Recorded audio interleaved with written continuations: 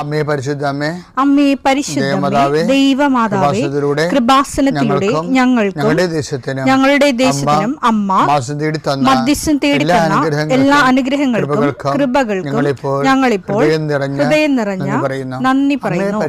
അമ്മേ പരിശുദ്ധമേ, ദൈവമാതാവേ, 2004 ഡിസംബർ 7 ഉച്ചകഴിഞ്ഞ് 2:30 കൃപാസനത്തിൽ സംഭവിച്ച അമ്മയുടെ പ്രത്യക്ഷപ്പെടലിനെ തിരുസഭയ്ക്ക് സമർപ്പിച്ചിരിക്കുന്ന പഠനരേഖകളുടെ മേൽ സഭാത്മകമായ പഠനം ആരംഭിക്കുവാൻ ഞങ്ങൾ പ്രാർത്ഥിക്കുന്നു.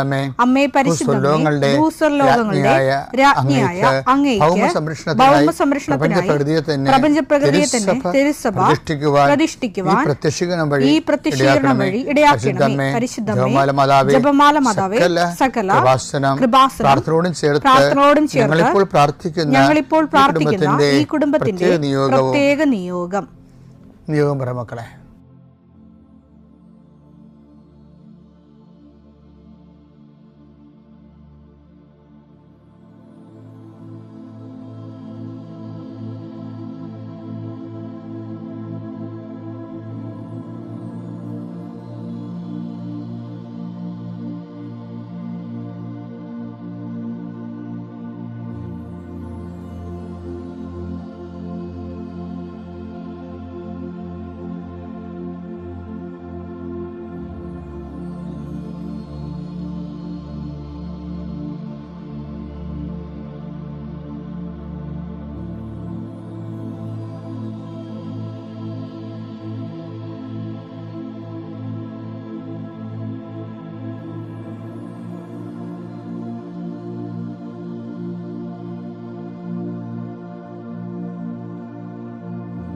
അമ്മയുടെ പ്രത്യക്ഷീകരണത്തിന്റെ ഈ അനുഗ്രഹവേളയിൽ ഞങ്ങൾക്ക് സാധിച്ചു തരുവാൻ കനിയണമേ. ആമേൻ. വിശ്വാസ പ്രമാണം.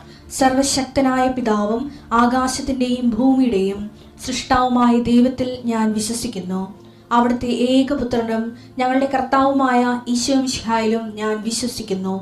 ഈ പുത്രൻ പരിശുദ്ധാത്മാവിനാൽ ഗർഭസ്ഥനായി കന്യകാമറിയത്തിൽ നിന്ന് പിറന്ന് പൊന്തിയോസ് പീലാത്തോസിന്റെ കാലത്ത് പീഡകൾ സഹിച്ച് കുരിശിൽ തറയ്ക്കപ്പെട്ട് മരിച്ച് അടക്കപ്പെട്ട് പാതാളങ്ങളിൽ ഇറങ്ങി മരിച്ചവരുടെ ഇടയിൽ നിന്ന് 3-ാം നാൾ ഉയർത്ത് സ്വർഗത്തിലേക്ക് എഴുന്നള്ളി സർവശക്തിയുള്ള പിതാവായ ദൈവത്തിന്റെ വലതുഭാഗത്തിരിക്കുന്നു. അവിടെ നിന്ന് ജീവിക്കുന്നവരെയും മരിച്ചവരെയും വിധിക്കുവാൻ വരുമെന്നും ഞാൻ വിശ്വസിക്കുന്നു. പരിശുദ്ധാത്മാവിലും ഞാൻ വിശ്വസിക്കുന്നു. വിശുദ്ധ കത്തോലിക്കാ സഭയിലും പുണ്യവാന്മാരുടെ ഐക്യത്തിലും പാപങ്ങളുടെ മോചനത്തിലും ശരീരത്തിന്റെ ഉയർപ്പിലും നിത്യമായ ജീവിതത്തിലും ഞാൻ വിശ്വസിക്കുന്നു. ആമേൻ. സ്വർഗ്ഗസ്ഥനായ ഞങ്ങളുടെ പിതാവേ, അങ്ങയുടെ നാമം പൂജിതമാകണമേ. അങ്ങയുടെ രാജ്യം വരണമേ. അങ്ങയുടെ തിരുമനസ് സ്വർഗത്തിലെ പോലെ ഭൂമിയിലും ആകണമേ. അന്നു വേണ്ടുന്ന ആഹാരം ഇന്ന് ഞങ്ങൾക്ക് തരണമേ. ഞങ്ങളോട് തെറ്റ് ചെയ്യുന്നവരോട് ഞങ്ങൾ ക്ഷമിക്കുന്നത് പോലെ ഞങ്ങളുടെ തെറ്റുകൾ ഞങ്ങളോടും ക്ഷമിക്കണമേ.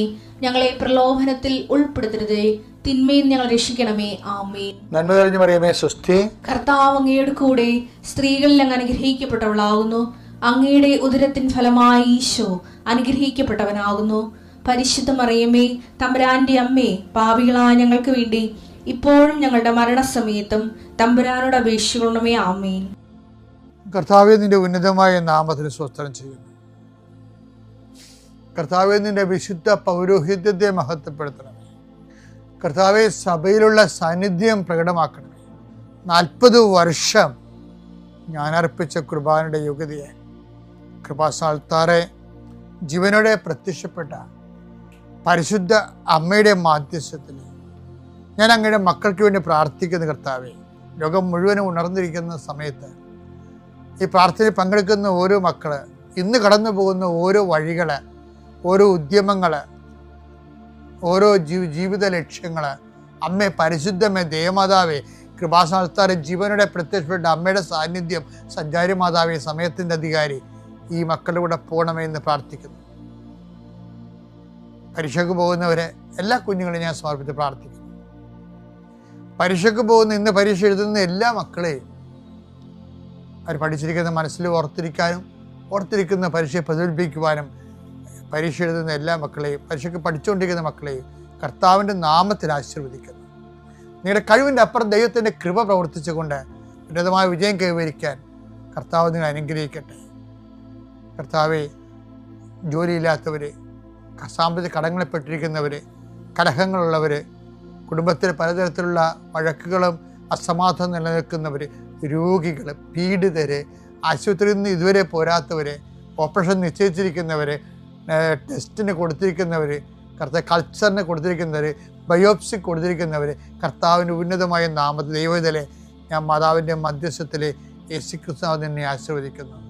നിൻ്റെ ജോലികൾ, വീടുകൾ, വിൽക്കാത്ത സ്ഥലങ്ങൾ, നഷ്ടപ്പെട്ട ജോലികൾ, ക്യാൻസലായ വിസകൾ എല്ലാം ഈശോ ഏറ്റെടുക്കുകയും നിൻ്റെ കുടുംബം നിലനിർത്തരുകയും ചെയ്യട്ടെ. മക്കളില്ലാത്തവരെ ആശീർവദിക്കുന്നു, വിവാഹം ഒത്തുവരാത്തവരെ ആശീർവദിക്കുന്നു. റബ്ബറിൽ നിന്നും, കേര കർഷകരിൽ നിന്നും, തൊഴിലാളികളിൽ നിന്നും, തൊഴിൽ നഷ്ടപ്പെട്ടവരെയും വരുമാനം കുറഞ്ഞു പോയവരെയും കർത്താവിൻ്റെ നാമത്തെ ആശീർവദിക്കുന്നു. എൻ്റെ കർത്താവിനുമായ നാമത്തിൽ, സഭയുടെ അധികാരത്തിൽ, കുരിശിൻ്റെ അടയാളത്തിൽ, ദൈവശക്തിയാൽ ഞാൻ നിന്നെ ആശീർവദിക്കുന്നു. എൻ്റെ പ്രിയപ്പെട്ടവരെ, നമ്മൾ ഈ ദിവസങ്ങളിലെ ജനങ്ങളുടെ ക്രിസ്തു ആരാണെന്നുള്ളതിൻ്റെ ചോദ്യങ്ങൾക്ക് ഉത്തരം പറഞ്ഞുകൊണ്ടിരിക്കുകയായിരുന്നു അല്ലേ? ആദ്യം നമ്മൾ ചോദിച്ചത് ഇവൻ ആരാണ് കാറ്റും കടലും പോലും ഇവരെ അനുസരിക്കുന്നില്ല. അപ്പം ഇരുട്ട് കടലിലേക്ക് തള്ളിവിടുന്നതിനെക്കുറിച്ച് നമ്മൾ പറഞ്ഞു. പിന്നെ പറഞ്ഞത് കർത്താവ് തന്നെ ചോദിക്കുന്നു, ഞാൻ ആരാണെന്നാണ് ജനങ്ങൾ പറയുന്നത്. പിന്നെ പറഞ്ഞത് ഞാൻ ആരാണെന്നാണ് നിങ്ങൾ പറയുന്നത്. അപ്പം അത് ദൈവത്തിൻ്റെ ആദ്യ അനുഗ്രഹം, പിന്നെ അഭിഷേകം, പിന്നെ അധികാരമായിട്ട് ആത്മീയ വളർച്ച പൂർണ്ണമാക്കുന്നത് നമ്മൾ കണ്ട്. ഇപ്പം നമ്മൾ ചോദിക്കുന്നത് ഇതിനെല്ലാത്തിൻ്റെ ഒരു താക്കോലുണ്ട്. ഈ പടിപടിയായിട്ട് വളരുന്നുണ്ടല്ലോ, ക്രിസ്തുവിൽ വളരുന്നുണ്ടല്ലോ. ഈ ക്രിസ്തുവിൽ വളരുന്നതിനൊരു മാനദണ്ഡമുണ്ട്. എല്ലാത്തിനും ഈ അധികാരം കൈമാറ്റത്തിന് അറിവ് മാത്രം പോരാ. ശിമയോൻ എന്ന് വിളിച്ചിട്ട് പറയും, മാംസരക്തങ്ങളല്ല, എൻ്റെ സ്വർഗസ്ഥനായ പിതാവാണ് നിനക്ക് ഇത് വെളിപ്പെടുത്തിയെന്ന് പറഞ്ഞിട്ട് അവിടെ സ്വർഗരാജ്യ താക്കോൽ നിനക്ക് തരുമെന്ന് പറയും. മത്തായി 16:19 സ്വർഗരാജ്യത്തിന്റെ താക്കോലുകൾ നിനക്ക് ഞാൻ തരും.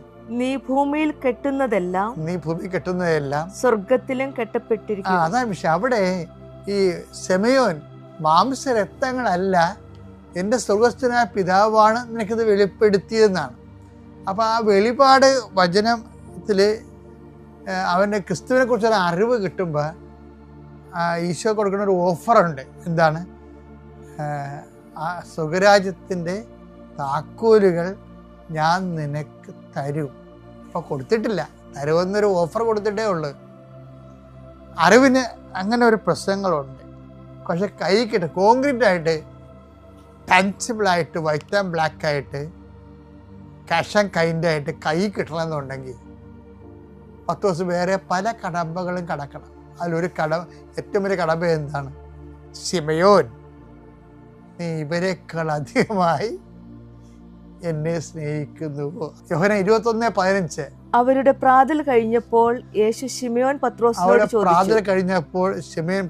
ചോദിച്ചു, യോഹന്നാന്റെ പുത്രനായ ശിമയോനെ,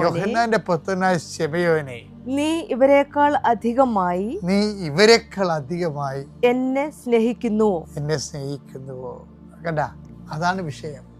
മറ്റ് സ്വർഗരാജ്യത്തെ താക്കോലുകൾ ഞാൻ നിനക്ക് തരുമെന്നേ പറഞ്ഞിട്ടുള്ളൂ. കൊടുക്കണേ എപ്പോഴാണ്? ഈ അറിവ് നമ്മൾ സ്നേഹമായി ജീവിക്കുമ്പോഴാണ്. കർത്താവിന് നീ ഇവരെക്കാൾ അധികമായി എന്നെ സ്നേഹിക്കുന്നുവോ? അപ്പോൾ ഇതിൻ്റെ അകത്ത് കുറേ രഹസ്യ കച്ചവടങ്ങൾ നടന്നിട്ടുണ്ട്.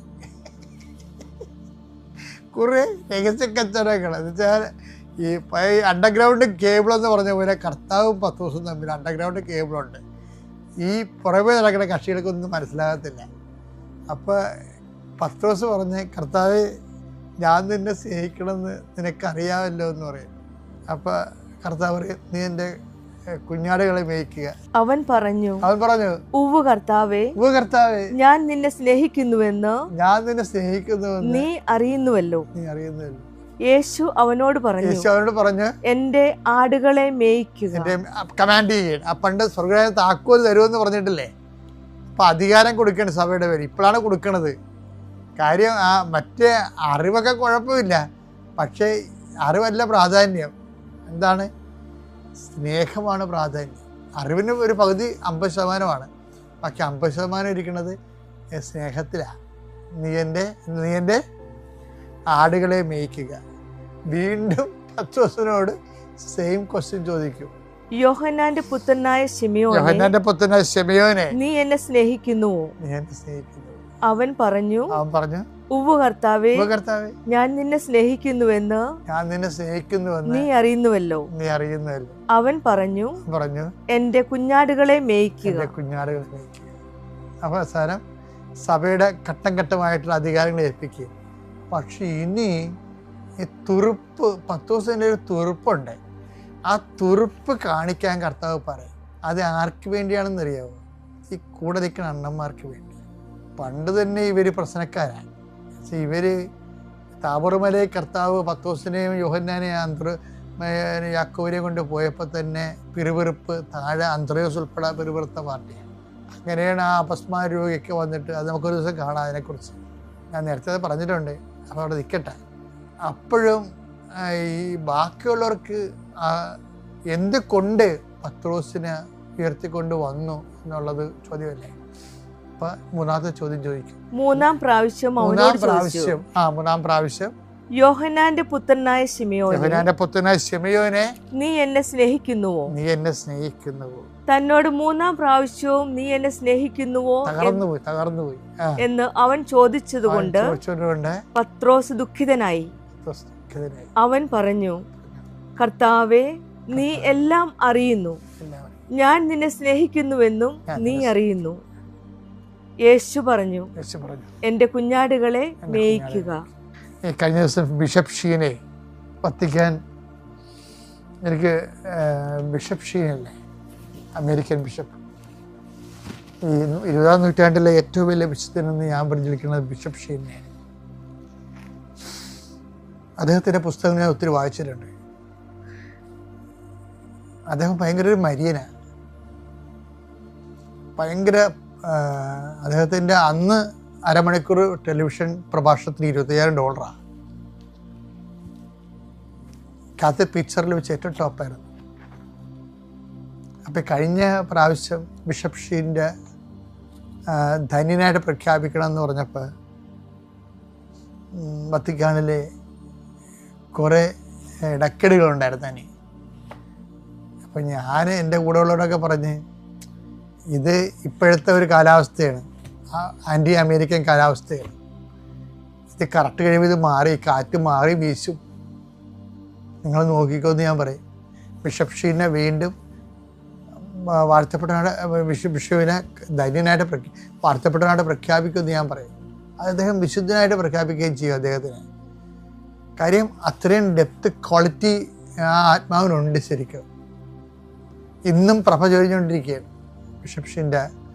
യൂട്യൂബിലൊക്കെ നോക്കിയാൽ നിങ്ങൾ നോക്കി എന്ത് സിമ്പിൾ ലാംഗ്വേജ് ആണെന്ന് അറിയാമോ? എന്ത് ഇട്ടിവെട്ട് അഭിഷേകമാണ് നോക്കണം ബിഷപ്പ് ഷീൻ.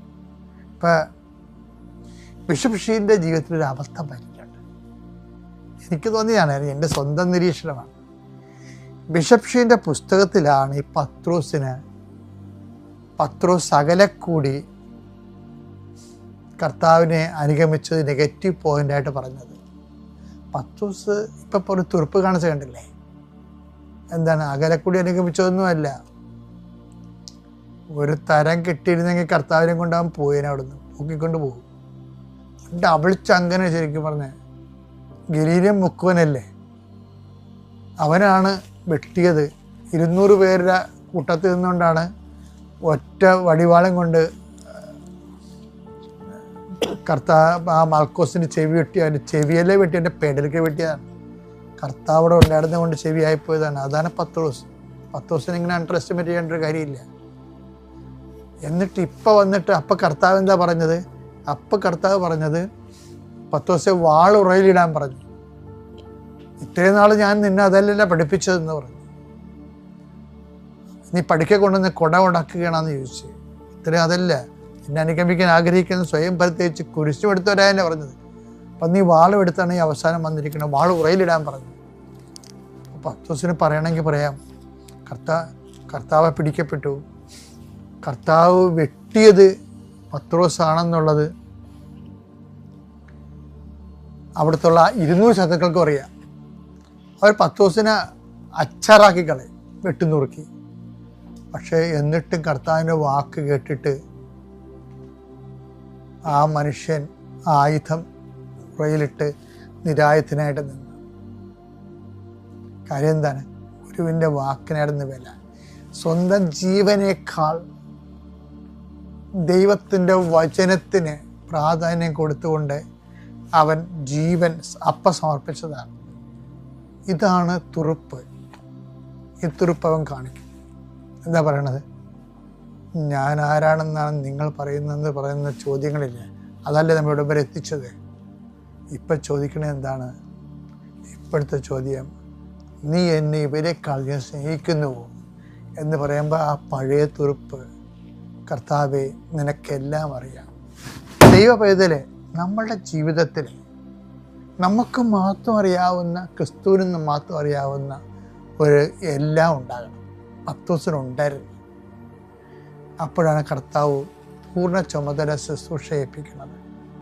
പൂർണ്ണ ശുശ്രൂഷ ഏൽപ്പിക്കാൻ കർത്താവിന് നിനക്ക് മാത്രം അറിയാവുന്ന അധികാരമാണ്. നമ്മളിങ്ങനെ ധ്യാനം തുടങ്ങിയത്, ഞാൻ ആരാണെന്നാണ് ജനങ്ങൾ പറയുന്നത്. കാറ്റും കടലും പോലും ഇവൻ ആശ്രയിക്കണം. ഇവൻ ആരാണെന്നുള്ള ധ്യാനം തുടങ്ങിയിട്ട് ഇവിടെ എത്തിക്കുകയാണ്. നീ ഇവരെക്കാളധികമായി എന്നെ സ്നേഹിക്കുന്നുവെന്ന്. പത്രോസ് അതിന് പറയുന്ന മറുപടി എന്താണ്? അങ്ങേക്കെല്ലാം അറിയാവുന്നു. അറിവിൽ വെച്ചാണ് സമ്പൂർണ്ണമായ ശുശ്രൂഷ ഏൽപ്പിക്കുന്നത്. ശുശ്രൂഷയാണ് നിൻ്റെ ഉദ്ദേശമെങ്കിൽ കർത്താവിനെക്കുറിച്ച് അറിയുകയും ആ അറിവിന് സ്നേഹത്തോടെ സ്വയം സമർപ്പിക്കുകയും ചെയ്യാൻ കർത്താവ് നമുക്ക് നൽകുന്ന വിളിയാണ്. എന്താണ്? അറിവ്, അനുഗ്രഹം, പിന്നെന്താണ്? അഭിഷേകം, പിന്നെന്താണ്? അധികാരം. ഇതൊരു വളർച്ചയാണ്, ക്രിസ്തുവിലുള്ള വളർച്ച. ഈ ധ്യാനത്തിലൂടെ ത്തിൻ്റെ സാക്ഷിയായി ഈ തിരുവൽത്തായിൽ നിന്ന് സാക്ഷ്യം വരാൻ ലഭിച്ച അനുഗ്രഹത്തെ ഓർത്ത് ഞാൻ അമ്മയ്ക്കും തിരുക്കുമാറിനും 1000 നന്ദി അർപ്പിക്കുന്നു. എൻ്റെ പേര് ജീതു. ഞാൻ വരുന്നത് ചേർത്തല വയലാറിൽ നിന്നാണ്. എൻ്റെ ഇടവക സെൻറ്റ് മൈക്കിൾസ് ചർച്ച് കാവിലാണ്. ഞാൻ കൃപാസനത്തെക്കുറിച്ച് മുമ്പേ കേട്ടിട്ടുണ്ടെങ്കിലും ഞാൻ ഇവിടെ വന്ന് ഉടമ്പടി എടുത്തിട്ടുണ്ടായിരുന്നില്ല. ഞാൻ 2019-23 നഴ്സിംഗ് പഠിച്ചത്. ഞാൻ നഴ്സിംഗ് പഠിക്കാൻ ചേർന്ന് 6 മന്ത് കഴിഞ്ഞപ്പോൾ കോവിഡ് സ്റ്റാർട്ടാകുകയും നാട്ടിലേക്ക് പോരുകയും ചെയ്തു. അങ്ങനെ ഇരിക്കുമ്പം ഓൺലൈൻ ക്ലാസ് ആയിരുന്നു. എനിക്ക് ക്ലാസ്സിലൊന്നും അത്ര ശ്രദ്ധിക്കുന്നൊന്നും ഇല്ലായിരുന്നു. എക്സാം വന്നു. എക്സാമിന് വേണ്ടി മാത്രമായിട്ടാണ് ബാംഗ്ലൂർക്ക് പോയത്. അവിടെ എക്സാം എഴുതി റിസൾട്ട് വന്നപ്പോൾ സപ്ലി ഉണ്ടായിരുന്നു. അതിനിടയിൽ സെക്കൻഡ് ഇയർ ക്ലാസ്സും അതിൻ്റെ എക്സാമും എല്ലാം കൂടി ആയപ്പോൾ ഒട്ടും എക്സാമിൽ ശ്രദ്ധിക്കാൻ പറ്റുന്നില്ലായിരുന്നു. അങ്ങനെ ഇരുന്നപ്പോൾ എൻ്റെ ഒരു ഫ്രണ്ടാണ് പറഞ്ഞത്, ഇങ്ങനെ കൃപാസനം എന്നൊരു പള്ളിയുണ്ട്, അവിടെ ഒരു മാതാവുണ്ട്, അവരുടെ ജീവിതത്തിൽ ഒത്തിരി അനുഗ്രഹങ്ങൾ ലഭിച്ചിട്ടുണ്ട്, നമുക്കിങ്ങനെ ലൈറ്റ് ക്യാൻഡിൽ പ്രെയർ ഇട്ട് പ്രാർത്ഥിച്ചാൽ ഉറപ്പായും പാസ്സാവും എന്നൊക്കെ.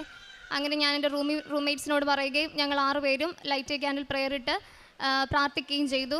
അതിൻ്റെ ഫലമായി ഞങ്ങൾ എക്സാം പാസ്സാവുകയും സെക്കൻഡ് ഇയറിലും ഞങ്ങൾ അങ്ങനെ തന്നെ പ്രാർത്ഥിച്ചു. ഫസ്റ്റ് ക്ലാസ്സോടുകൂടി പാസ്സായി. തേർഡ് ഇയർ ആയപ്പോൾ ഞാൻ മാതാവിനോട് പറഞ്ഞു, മാതാവ് എനിക്ക് ഡിസ്റ്റിങ്ഷൻ വേണം, ഫസ്റ്റ് ക്ലാസ് പോരാ എന്ന് പറഞ്ഞു. അങ്ങനെ രാവിലെ എഴുന്നേറ്റ് ഞങ്ങളെല്ലാവരും കൊന്ത ചൊല്ലി പ്രാർത്ഥിക്കുമായിരുന്നു. എക്സാമിന് പോകുമ്പോഴാണെങ്കിലും വിശ്വാസ പ്രമാണം ചൊല്ലിയാണ് ഞങ്ങൾ എക്സാം അറ്റൻഡ് ചെയ്തുകൊണ്ടിരുന്നത്. ഒരു ദിവസം രാത്രി ഉറങ്ങിയപ്പോൾ ഞാനിങ്ങനെ ഒരു സ്വപ്നം കണ്ടു. ഞാൻ എൻ്റെ കോളേജിൻ്റെ ഏറ്റവും പൊക്കത്തെ നിലയിലിരുന്ന് കരഞ്ഞപ്പോൾ എൻ്റെ ഒരു ഫ്രണ്ട് വന്നിട്ട് പറയുവാണ്, നിനക്ക് ഡിസ്റ്റിങ്ഷൻ ഉണ്ടെന്ന്.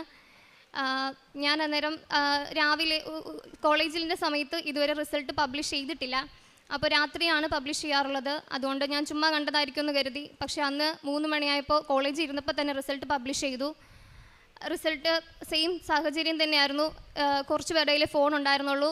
റേഞ്ച് ഇല്ലാത്തതുകൊണ്ട് എല്ലാവരും പല സ്ഥലത്തേക്ക് പോയി. എൻ്റെ റിസൾട്ട് നോക്കിയിട്ട് കിട്ടുന്നുമില്ലായിരുന്നു. അങ്ങനെ ഞാൻ കരഞ്ഞിരുന്നപ്പോഴത്തേക്ക് ഒരു ഫ്രണ്ട് വന്നിട്ട് പറഞ്ഞു, നീ ഇവിടെ ഇരുന്ന് പ്രാർത്ഥിച്ചോ, ഞാൻ പോയിട്ട് റിസൾട്ട് നോക്കി വന്ന് പറയാമെന്ന് പറഞ്ഞു. ഞാൻ കണ്ട ആ സ്ഥലത്ത് തന്നെ അവൾ വന്ന് പറഞ്ഞു നിനക്ക് ഡിസ്റ്റിങ്ഷൻ ഉണ്ടെന്ന്. ഞാൻ ഒത്തിരി കരഞ്ഞ് മാതാവിന് നന്ദി പറഞ്ഞു. അതുപോലെ തന്നെ 4th ഇയർ മാതാവ് എനിക്ക് ഡിസ്റ്റിങ്ഷനോട് തന്നെ പാസ്സാക്കി. പിന്നീട് എന്ത് ചെയ്യും, പഠിക്കണോ അതോ ജോലിക്ക് കയറണോ എന്നുള്ളൊരു ഡൗട്ടായിരുന്ന സമയത്ത് എൻ്റെ ഒരു ഫ്രണ്ട് ജർമ്മൻ പഠിക്കുന്നതിനെക്കുറിച്ച് പറയുകയും ഒരു ഏജൻസീനെ പരിചയപ്പെടുത്തുകയും ചെയ്തു. അവിടെ തന്നെ ഞാൻ പഠിച്ചു. പഠിത്തം അതിൻ്റെ ഇടയ്ക്കാണ് ഞാനൊരു അപ്രതീക്ഷിതമായ കൃപാസനത്തിൽ വരികയും ഉടമ്പടി എടുക്കുകയും ചെയ്തത്. ഞാൻ ഒട്ടും പ്ലാൻ ചെയ്ത് വന്നതല്ല, മാതാവായിട്ട് തന്നെ എന്നെ ഉടമ്പടി എടുപ്പിച്ചതാണ്. അങ്ങനെ ഉടമ്പടി എടുത്തു. പിന്നെ ഉടമ്പടിയിൽ തന്നെ ജീവിച്ചു. പെട്ടെന്ന് ക്ലാസ് കഴിഞ്ഞ ഉടനെ തന്നെ എനിക്ക് ഡേറ്റ് കിട്ടി. 3 മൊഡ്യൂൾ ഞാൻ എടുത്തു. പക്ഷേ ഒത്തിരി പഠിച്ചു ഞാൻ നന്നായിട്ട്. പ്രാർത്ഥന ഉണ്ടായിരുന്നു, എങ്കിലും അത്രയും പോരായിരുന്നു എന്ന് എനിക്ക് തോന്നുന്നു. ആ 3 മൊഡ്യൂളും ഞാൻ ഫെയിലായി. പിന്നീട് ഒത്തിരി കൂടുതൽ ഞാൻ പ്രാർത്ഥനയിലേക്കായി. ഒത്തിരി സങ്കടം ഉണ്ടായിരുന്നു. നന്നായിട്ട് പഠിച്ചതാണ്, പക്ഷേ നന്നായിട്ട് എഴുതിയതുമാണ്, പക്ഷേ പാസ്സായില്ല. പിന്നീട് 2 മൊഡ്യൂൾ എടുത്തു. ഞാൻ എക്സാം എഴുതാൻ പോയ സമയത്ത് എൻ്റെ ചാച്ചൻ്റെ അമ്മ ഇവിടെ വന്നിരുന്ന് പ്രാർത്ഥിച്ചു. എനിക്കതിൽ 1 മൊഡ്യൂൾ പാസ്സായി. പിന്നീട് പെട്ടെന്ന് തന്നെ അടുത്ത മാസം തന്നെ എനിക്ക് വീണ്ടും ഡേറ്റ് ലഭിച്ചു. അതിലും ഞാൻ 1 മൊഡ്യൂൾ പാസ്സായി. പിന്നീട് നെക്സ്റ്റ് മൊഡ്യൂളും പെട്ടെന്ന് തന്നെ എനിക്ക് ഡേറ്റ് കിട്ടി. അത് ഞാൻ 1 മൊഡ്യൂൾ മാത്രമായിട്ട് എടുത്തു. അവിടെ പോയി അത് നന്നായിട്ട് പഠിക്കുകയും പ്രാർത്ഥിക്കുകയും ഒരുങ്ങുകയും ചെയ്താണ് ഞാൻ പോയത്. അവിടെ എത്തിയപ്പോൾ ഞാൻ ഇതേവരെയും കണ്ടിട്ടില്ലാത്തൊരു ക്വസ്റ്റ്യൻ. എന്ത് ചെയ്യണമെന്ന് എനിക്കറിയില്ലായിരുന്നു. ഒത്തിരി കരഞ്ഞു, പ്രാർത്ഥിച്ചു. ഞാൻ പരീക്ഷയ്ക്ക് പോകുമ്പോഴൊക്കെ തൈലം നെറ്റിയിൽ കുരിശ് വരച്ച് ഉപ്പെടുത്ത് ആരും ചവിട്ടാത്ത ഇടങ്ങളിൽ ഇട്ടിട്ടാണ് ഞാൻ എക്സാമിന് കയറുന്നത്. അന്നും ഞാൻ അങ്ങനെ തന്നെയാണ് ചെയ്തത്. പക്ഷേ ക്വസ്റ്റ്യൻ കണ്ടിട്ട് എനിക്ക് എന്ത് ചെയ്യണമെന്ന് അറിയില്ല. കുറേ സമയം ഞാൻ വെറുതെ ഇരുന്നു. പിന്നീട് എന്തോ മാതാവിനോട് ഞാൻ പറഞ്ഞു, മാതാവേ നീ തന്നെ എക്സാം എഴുതിക്കോണം എൻ്റെ കൂട്ടത്തിലിരുന്ന്, എനിക്കൊന്നും അറിയില്ല എന്ന് ഞാൻ പറഞ്ഞു. അത്ഭുതമൊന്ന് എന്തൊക്കെയോ ഞാൻ എഴുതി വെച്ചു, ഇറങ്ങിപ്പോന്നു. വീട്ടിൽ വിളിച്ച് പറഞ്ഞു പാസ്സാവില്ല, ഒന്നും എനിക്കറിയില്ലായിരുന്നു, ഞാൻ എന്തൊക്കെയോ എഴുതി. ആ സമയത്ത് റിസൾട്ട് വരാൻ 45 ദിവസത്തിൻ്റെ അടുത്ത് വേണമായിരുന്നു. അപ്പം ഞാൻ ജോലിക്ക് കയറാം, ഇനി രക്ഷയില്ല, ആൾക്കാരുടെ ചോദ്യം അത്രയായി. അങ്ങനെ ജോലിക്കായിട്ട് പല സ്ഥലങ്ങളിലും പോയി. എനിക്ക് കേരള രജിസ്ട്രേഷൻ ഇല്ലായിരുന്നു, 1 ഇയർ ഗ്യാപ്പും ഉണ്ട്, അതുകൊണ്ടെങ്കിലും ജോലി കിട്ടുന്നില്ല. അങ്ങനെ ഇരുന്നപ്പോഴാണ് എൻ്റെ ഒരു കൂട്ടുകാരത്തി മാതാവിൻ്റെ അടുത്ത് ഇവിടെ വന്ന് ഞാൻ ഉടമ്പടി പുതുക്കി പ്രാർത്ഥിച്ചു. അങ്ങനെ എനിക്ക് മംഗലാപുരത്ത് ഒരു സ്ഥലത്ത് ഒരു ഹോസ്പിറ്റലിൽ ജോലി ശരിയായി. അങ്ങോട്ടേക്ക് പോയി. അവിടെ ചെന്നെങ്കിലും ഞാൻ ഉടമ്പടി പ്രാർത്ഥനയും കൊന്തയും ഒന്നും മുടക്കാതെ തന്നെ മുന്നോട്ട് പോയി. കൂടുതൽ പ്രാർത്ഥിക്കാൻ എനിക്ക് അവിടെ ചെന്നിട്ടാണ് പറ്റിയതെന്ന് എനിക്ക് തോന്നുന്നു. പള്ളിയിലും പോകുമായിരുന്നു ആദ്യത്തെ 1 മാസം. ആ സമയത്ത് എൻ്റെ റിസൾട്ട് വന്നു. റിസൾട്ട് വരുന്നതിന് ഞാൻ ഒരു തലേ ദിവസം എന്തോ ഞാൻ ഇങ്ങനെ കണ്ടു എനിക്ക് 71 മാർക്ക് കിട്ടുമെന്ന്. പക്ഷേ അതിനുള്ള ഒന്നും ഞാൻ എഴുതിയിട്ടില്ലായിരുന്നു. അതുകൊണ്ട് അതും ചുമ്മാതെയാണ് എന്ന് കരുതി ഞാൻ അടുത്ത ഡേറ്റ് എടുക്കാം എന്നുള്ളൊരു തീരുമാനത്തിലായിരുന്നു. റിസൾട്ട് വന്നു എന്നറിഞ്ഞു. റൂമിൽ വന്നു. മാതാവിൻ്റെ ഫോട്ടോയുടെ മുമ്പിൽ എൻ്റെ ഫോൺ വെച്ചു, തൈലവും പൂശി ഉപ്പിട്ട് വിശ്വാസ പ്രമാണം ചൊല്ലിയാണ് ഞാൻ എൻ്റെ റിസൾട്ട് ഓപ്പൺ ആക്കിയത്. അപ്പോൾ എനിക്ക് 75 മാർക്കുണ്ടായിരുന്നു. ശരിക്കും എനിക്കതിന് ഒരു അർഹതയില്ല, ഒന്നും ഞാൻ എഴുതിയിട്ടില്ലായിരുന്നു. എല്ലാം മാതാവിൻ്റെ അനുഗ്രഹം കൊണ്ടാണ് ഞാൻ വിശ്വസിക്കുന്നു. അതുപോലെ പിന്നീട് ഒരു മൊഡ്യൂളും കൂടി ഉണ്ടായിരുന്നു. അതിനുവേണ്ടി ഞാൻ ഒത്തിരി ട്രൈ ചെയ്തു. 4-5 മാസത്തോളം വെയിറ്റ് ചെയ്തു, കിട്ടുന്നില്ല. പിന്നീട് എനിക്ക് എക്സാം എഴുതാൻ പോയപ്പോൾ അവിടെ വെച്ച് പരിചയപ്പെട്ടൊരു കുട്ടി ഇങ്ങോട്ട് മെസ്സേജ് അയച്ചിട്ട് പറഞ്ഞു, ചേച്ചി ഞാൻ പാസ്സായി, ഞാൻ ഹൈദരാബാദാണ് ഡേറ്റ് എടുത്തത്, ചേച്ചി വേണമെങ്കിൽ അവിടെ ഒന്ന് ട്രൈ ചെയ്ത് നോക്കുമെന്ന് പറഞ്ഞു. അങ്ങനെ അവിടെ ഏജൻറ്റിൻ്റെ നമ്പർ വന്നു. ഞാൻ ആ കൊച്ചിനെ വിളിച്ചു. പിറ്റേ മാസം തന്നെ എനിക്ക് ഡേറ്റ് കിട്ടി. പോകാനായിട്ട് ഒത്തിരി തടസ്സങ്ങളുണ്ടായിരുന്നു. എനിക്ക് നൈറ്റ് ഡ്യൂട്ടി ആയിരുന്നു. അത് കഴിഞ്ഞ് പോയി. പഠിക്കാനൊന്നും പറ്റുന്നില്ലായിരുന്നു. ഡ്യൂട്ടി നല്ല അവേഴ്സ് ഉണ്ടായിരുന്നു. എന്നാലും എന്തോ പ്രാർത്ഥനയിൽ മാത്രം വിശ്വസിച്ച് പോയി. എക്സാമിന് കയറി. എക്സാമിനർ ചോദിക്കും, ഫസ്റ്റ് പോയിന്റ് പറയുമ്പോൾ തന്നെ നെക്സ്റ്റ് എന്ന് പറഞ്ഞ് അവർ 20 മിനിറ്റിനോട് എടുക്കേണ്ട എക്സാം 5 മിനിറ്റ് കൊണ്ട് തീർത്ത് ഞങ്ങളെ 2 പേരെ ഇറക്കി വിട്ടു. അപ്പം കിട്ടില്ല എന്ന് ഉറപ്പായി. പക്ഷെ വിശ്വസിച്ച് പ്രാർത്ഥിച്ചു. ഞങ്ങൾ 70 ദിവസം എടുത്താണ് റിസൾട്ട് പബ്ലിഷ് ചെയ്തത്. 61 മാർക്കെന്ന് ഞാൻ എൻ്റെ മാതാവിൻ്റെ ഫോട്ടോയുടെ താഴത്ത് എഴുതി വെച്ചാണ് പ്രാർത്ഥിച്ചത്. എനിക്ക് റിസൾട്ട് വന്നപ്പോൾ 67 മാർക്കുണ്ടായിരുന്നു. ഞാൻ 4 മൊഡ്യൂളും ക്ലിയർ ചെയ്തു. അങ്ങനെ പിന്നീട് പ്രോസസ്സിങ് സ്റ്റാർട്ട് ചെയ്തു. 2 മാസം കൊണ്ട് എല്ലാം 3 മാസം കൊണ്ട് എല്ലാം ശരിയാവുമെന്നാണ് ഏജൻറ്റ് പറഞ്ഞത്. അങ്ങനെ എല്ലാം പാസ്സായല്ലോ, ഇനിയിപ്പോൾ പ്രാർത്ഥന അത്രയും വലുതാക്കണ്ട എന്നുള്ളൊരു മനസ്സിലുണ്ടായിരുന്നത്. അങ്ങനെ പ്രാർത്ഥന കുറഞ്ഞു. ഞാൻ 2 മാസം വെയിറ്റ് ചെയ്തിട്ടും അവിടെ നിന്ന് കിട്ടേണ്ട ഒരു പേപ്പർ ബെഷേഡ് വന്നില്ല. ഏജൻറ്റിനോട് ചോദിച്ചപ്പം അത് വരും, വെയിറ്റ് ചെയ്യുമെന്ന് പറഞ്ഞു. ഞാൻ നവംബറിൽ ജോലിയിൽ നിന്ന് ഇറങ്ങി, എന്നിട്ടും വന്നില്ല. പിന്നീട് ഞങ്ങൾ 2 പേര് വെയിറ്റ് ചെയ്യുന്നുണ്ടായിരുന്നു അതിനു വേണ്ടി. രണ്ടുപേരും കൂടി പറഞ്ഞപ്പോൾ ഏജൻറ്റ് അവർക്ക് മെയിൽ അയച്ചു. മെയിൽ അയച്ചപ്പോഴാണ് അറിയുന്നത് ഞങ്ങളുടെ പേപ്പർ ജർമ്മനിയിൽ എത്തിയിട്ടില്ല, എവിടെയോ അത് മിസ്സായി എന്ന്. പിന്നീട് ഏജൻറ്റ് അവർക്ക് സോറി പറഞ്ഞ് മെയിൽ അയക്കുകയും 2 ആഴ്ച കൊണ്ട് ശരിയാക്കി തരാമെന്ന് പറയുകയും ചെയ്തു. അപ്പം മനസ്സിലായി എന്തോ ഒരു തടസ്സമുണ്ട്, അല്ലെങ്കിൽ അത് മിസ്സാവേണ്ട ആവശ്യമില്ല. പിന്നെ ഞാൻ ഇവിടെ വന്ന് ഉടമ്പടി പുതുക്കാനായിട്ട് വന്നു. ഉടമ്പടി പുതുക്കാൻ വന്നപ്പോൾ ഞാൻ ഇതുവരെയും എനിക്ക് മാതാവിനെ ഒന്ന് എടുക്കാൻ പറ്റിയിട്ടില്ല. ഞാൻ അത് വെച്ചാണ് പ്രാർത്ഥിച്ചത്, മാതാവിനെ എനിക്കൊന്ന് തൊടാനുള്ളൊരു അനുഗ്രഹം വേണം. ഞാൻ നവംബർ 27 ഇവിടെ വന്ന് പ്രാർത്ഥിച്ചത്, ഉടമ്പടി പുതുക്കിയത്. ഞാൻ ഇവിടെ വന്ന് ഉടമ്പടി പുതുക്കിയപ്പോൾ മാതാവിനെ എനിക്ക് ലഭിക്കുകയും അതിൻ്റെ ഒരാഴ്ച കഴിഞ്ഞപ്പോൾ തന്നെ, ഒരാഴ്ചയ്ക്കുള്ളിൽ തന്നെ എനിക്ക് എൻ്റെ ബെഡ് ലഭിക്കുകയും ചെയ്തു. പിന്നീട് ഞങ്ങൾക്ക് പ്രീ അപ്രൂവൽ എന്നൊരു പ്രോസസ്സിംഗ് ആയിരുന്നു. അതിന് എൻ്റെ കൂട്ടത്തിലുണ്ടായിരുന്ന 2 പേർക്കും 2 ആഴ്ച കൊണ്ട് കിട്ടി. എനിക്ക് അത് വന്നില്ല. 2 ആഴ്ച 3 ആഴ്ചയായി 4 ആഴ്ചയായിട്ടും വന്നില്ല. ഏജൻറ്റിനോട് ചോദിച്ചപ്പം ഇതൊന്നും ചെയ്യാനില്ല, അവരവിടെ നിന്ന് അയക്കുന്നത് വരെ വെയിറ്റ് ചെയ്യുക, അവിടെ ആൾക്കാർ വെക്കേഷന് പോയതുകൊണ്ടായിരിക്കും എന്ന് പറഞ്ഞു. വെയിറ്റ് ചെയ്തു. ജാനുവരി 15-ാം തീയതി ഞാനും അമ്മയും കൂടി കൃപാസനത്തിൽ വന്നു. കുർബാനയുടെ ആദ്യം തൊട്ട് അവസാനം വരെ കരഞ്ഞു പ്രാർത്ഥിച്ചു. എൻ്റെ കൂട്ടത്തിലുള്ളവർ അടുത്ത പ്രോസസ്സിങ്ങും കഴിഞ്ഞ് അവർ വിസയ്ക്ക് വെച്ചു. എന്നിട്ടും എൻ്റെ പ്രീ അപ്രൂവൽ വന്നിട്ടില്ല. ഇവിടെ ഞങ്ങൾ പോരുന്നതിന് മുമ്പായിട്ട് ഞാൻ ഏജൻറ്റിന് എന്തെങ്കിലും അപ്ഡേഷൻ ഉണ്ടോ എന്ന് ചോദിച്ച് മെസ്സേജ് അയച്ചു. അപ്പോൾ തന്നെ പുള്ളി പറഞ്ഞു ഒരു അപ്ഡേഷനും ഇല്ല. ഞങ്ങളിവിടെ നിന്ന് പ്രാർത്ഥിച്ച് പേപ്പർ മേടിക്കാൻ അവിടെ എത്തിയപ്പോഴത്തേക്ക് ഞാൻ ജസ്റ്റ് ഫോൺ എടുത്ത് ഗൂഗിൾ പേ എടുക്കാൻ വേണ്ടി ഫോൺ എടുത്തപ്പോഴത്തേക്ക് ഏജൻറ്റ് മെസ്സേജ് അയച്ചിരിക്കുന്നു, ജർമ്മനിയിൽ നിന്ന് അവർ മെസ്സേജ് അയച്ചിട്ടുണ്ട്, നിൻ്റെ ഒരു പേപ്പർ ആഡ് ചെയ്യാൻ പറഞ്ഞിട്ടുണ്ട്, അത് ആഡ് ചെയ്യുമ്പോഴത്തേക്ക് 2 ദിവസത്തിനുള്ളിൽ നിൻ്റെ പേപ്പർ ശരിയാവുമെന്ന്. അപ്പോൾ ഞങ്ങൾക്ക് ഉറപ്പായി മാതാവ് ഉണ്ട് കൂട്ടത്തിൽ, എൻ്റെ പേപ്പർ മാതാവ് ഏറ്റെടുത്തിട്ടുണ്ടെന്ന്. 2 ദിവസം വെയിറ്റ് ചെയ്തു. ഞാൻ 22 എന്നൊരു ഡേറ്റ് ഇട്ട് പ്രാർത്ഥിച്ചു. 22 വന്നില്ല. അപ്പോൾ എനിക്ക് എൻ്റെ കൂട്ടത്തിലുള്ളവർക്ക് ടെൻഷനായി, അവരുടെ വിസയൊക്കെ ഡിസ്പാച്ച് ആവുകയൊക്കെ ചെയ്തു. അവർക്ക് ടെൻഷനായി, ഞാനും കൂടി വന്നാലേ അവർക്ക് പോകാൻ പറ്റത്തുള്ളൂ. അവരാകെ വിഷമത്തിലായി. അവർ ചോദിക്കുന്നതും വീട്ടുകാരുടെ ചോദ്യവും എല്ലാം കൂടി അപ്പോൾ ആകെ വിഷമമായി. പിന്നെ ഞാൻ തീരുമാനിച്ചു ഇനി ഞാൻ പ്രാർത്ഥിക്കും, പക്ഷേ ഇതിനു വേണ്ടി ഞാൻ പ്രാർത്ഥിക്കുന്നില്ല, ദൈവം തരുമ്പോൾ തരട്ടെ എന്നായി. ഒരച്ഛൻ എൻ്റെ അടുത്ത് പറഞ്ഞു, തടസ്സങ്ങൾ നേരിടുന്നത് നല്ലതിന് വേണ്ടിയിട്ടാണ്, ദൈവത്തിലേക്ക് കൂടുതൽ അടുക്കാൻ വേണ്ടിയിട്ടാണ് തടസ്സങ്ങൾ ഉണ്ടാകുന്നതെന്ന്. ഞാൻ അതിലുറച്ച് വിശ്വസിച്ചു. ഞാൻ വചനം എഴുതി പ്രാർത്ഥിച്ചു. അങ്ങനെ ഒരു ഞായറാഴ്ച ഞാനിങ്ങനെ രാവിലെ ഒരു സ്വപ്നം കണ്ടു, എൻ്റെ പ്രീ അപ്രൂവലിൻ്റെ പേപ്പർ വന്നു എന്ന്. പക്ഷെ ഞായറാഴ്ചയും ശനിയാഴ്ച അവിടെ അവധിയാണ്, അപ്പോൾ അത് വരില്ല എന്ന് ഞാൻ വിചാരിച്ചു. പക്ഷെ അന്ന് രാത്രിയായപ്പോൾ ഏജൻറ്റ് മെസ്സേജ് അയച്ചു, പുള്ളിയുടെ മിസ്റ്റേക്ക് കൊണ്ടാണ്, ഓൾറെഡി 2 ദിവസത്തിന് മുമ്പ് എൻ്റെ പേപ്പർ വന്നതാണ്, പുള്ളി മെയിൽ ചെക്ക് ചെയ്യാത്തതുകൊണ്ട് കാണാതെ പോയതാണെന്ന്. അത് ഞാൻ ഓപ്പണാക്കി നോക്കിയപ്പോൾ 21 എൻ്റെ പേപ്പർ അവിടെ നിന്ന് ഡിസ്പാച്ച് ആയതാണ്, പുള്ളി ശ്രദ്ധിക്കാതെ പോയതുകൊണ്ട് കാണാതെ പോയതാണ്. പിന്നീട് അങ്ങോട്ട് എൻ്റെ എല്ലാം പെട്ടെന്ന് നടന്നു. ഞാൻ മാതാവിനോട് പ്രാർത്ഥിച്ചത് എനിക്കെല്ലാം നോർമലായിട്ട് എല്ലാവർക്കും എടുക്കുന്ന ടൈമിൽ നടന്നാൽ അവിടെ ഒരു കൃപയുമില്ല, എൻ്റെ നോർമലായിട്ടുള്ള കാര്യമാണ്. എനിക്ക് സമയം ചുരുക്കി തന്നാൽ മാത്രമേ അവിടെ മാതാവിൻ്റെ കൃപയെന്ന് എനിക്ക് എല്ലാവരോടും പറയാൻ പറ്റത്തുള്ളൂ. അവർക്ക് മറ്റുള്ളവർക്ക് 2 ആഴ്ച എടുത്ത കാര്യം എനിക്ക് 4 ദിവസം കൊണ്ട് നടക്കുകയും എൻ്റെ വിസ 9 വർക്കിംഗ് ഡേയ്സ് കൊണ്ട് ഡിസ്പാച്ച് ആവുകയും ഫെബ്രുവരി 14-ാം തീയതി എൻ്റെ വിസ എൻ്റെ കൈകൾ കിട്ടുകയും ഫെബ്രുവരി 17-ാം തീയതി എനിക്ക് ടിക്കറ്റ് എടുത്തു. ഞാൻ ഈ ഫെബ്രുവരി 23 തിങ്കളാഴ്ച ഞാൻ ജർമ്മനിക്ക് പോവുകയാണ്. മാതാവ് ഈ ഒരു കാലയളവിൽ ഒത്തിരി സങ്കടങ്ങൾ തന്നിട്ടുണ്ട്, പക്ഷേ അതെല്ലാം പരിഹരിച്ച് ഏറ്റവും നല്ല ബെസ്റ്റാണ് എനിക്ക് തന്നതെന്ന് ഞാൻ ഉറച്ച് വിശ്വസിക്കുന്നു. അമ്മയ്ക്കും തിരുക്കാറിനും 1000 നന്ദി. പ്രേക്ഷിത പ്രവർത്തനമായിട്ട് ഞാൻ ഇവിടുന്ന് പത്രം വാങ്ങുമായിരുന്നു. ആശുപത്രികളിലും അതുപോലെ എൻ്റെ ദേവാലയത്തിലുമൊക്കെ ഞാൻ കൊണ്ടുപോയി കൊടുക്കുമായിരുന്നു. അതുപോലെ അച്ഛൻ്റെ രാവിലത്തെ ഡെയിലി ബ്രെഡ് കൂടുമായിരുന്നു, അത് ഞാൻ സ്റ്റാറ്റസ് ഇടുമായിരുന്നു, ഷെയർ ചെയ്യുമായിരുന്നു. ഉടമ്പടി ധ്യാനവും കൂടുമായിരുന്നു, അതും ഷെയർ ചെയ്യുമായിരുന്നു. കാരുണ്യപ്രവൃത്തിയായിട്ട് എൻ്റെ വീടിനടുത്തുള്ളവർക്ക് മെഡിസിൻ മേടിക്കാൻ ചിലർക്ക് ഞാൻ പൈസ കൊടുത്തിട്ടുണ്ട്. പിന്നെ ഞാൻ ഡ്യൂട്ടി ചെയ്തുകൊണ്ടിരുന്ന സമയത്ത് എനിക്ക് അസൈൻ ചെയ്യുന്ന പേഷ്യൻസിന് വേണ്ടി ഞാൻ ഏറ്റവും കൂടുതൽ പ്രാർത്ഥിക്കുമായിരുന്നു, അവർക്കൊരാപത്തും വരാതിരിക്കാൻ വേണ്ടിയിട്ടും. സർജറിക്ക് ഷിഫ്റ്റ് ചെയ്യുന്നതിന് മുമ്പ് അവരെ നോക്കിക്കോണമെന്നും എല്ലാം ഞാൻ പ്രാർത്ഥിക്കുമായിരുന്നു. ആത്മീയ ജീവിതത്തിൽ ഞാൻ അങ്ങനെ ബൈബിൾ വായിക്കില്ലായിരുന്നു നേരത്തെ. ഇപ്പം ഞാൻ ഏറ്റവും കൂടുതൽ ബൈബിൾ വായിക്കുകയും വചനം എഴുതുകയും ചെയ്യുന്നുണ്ട്.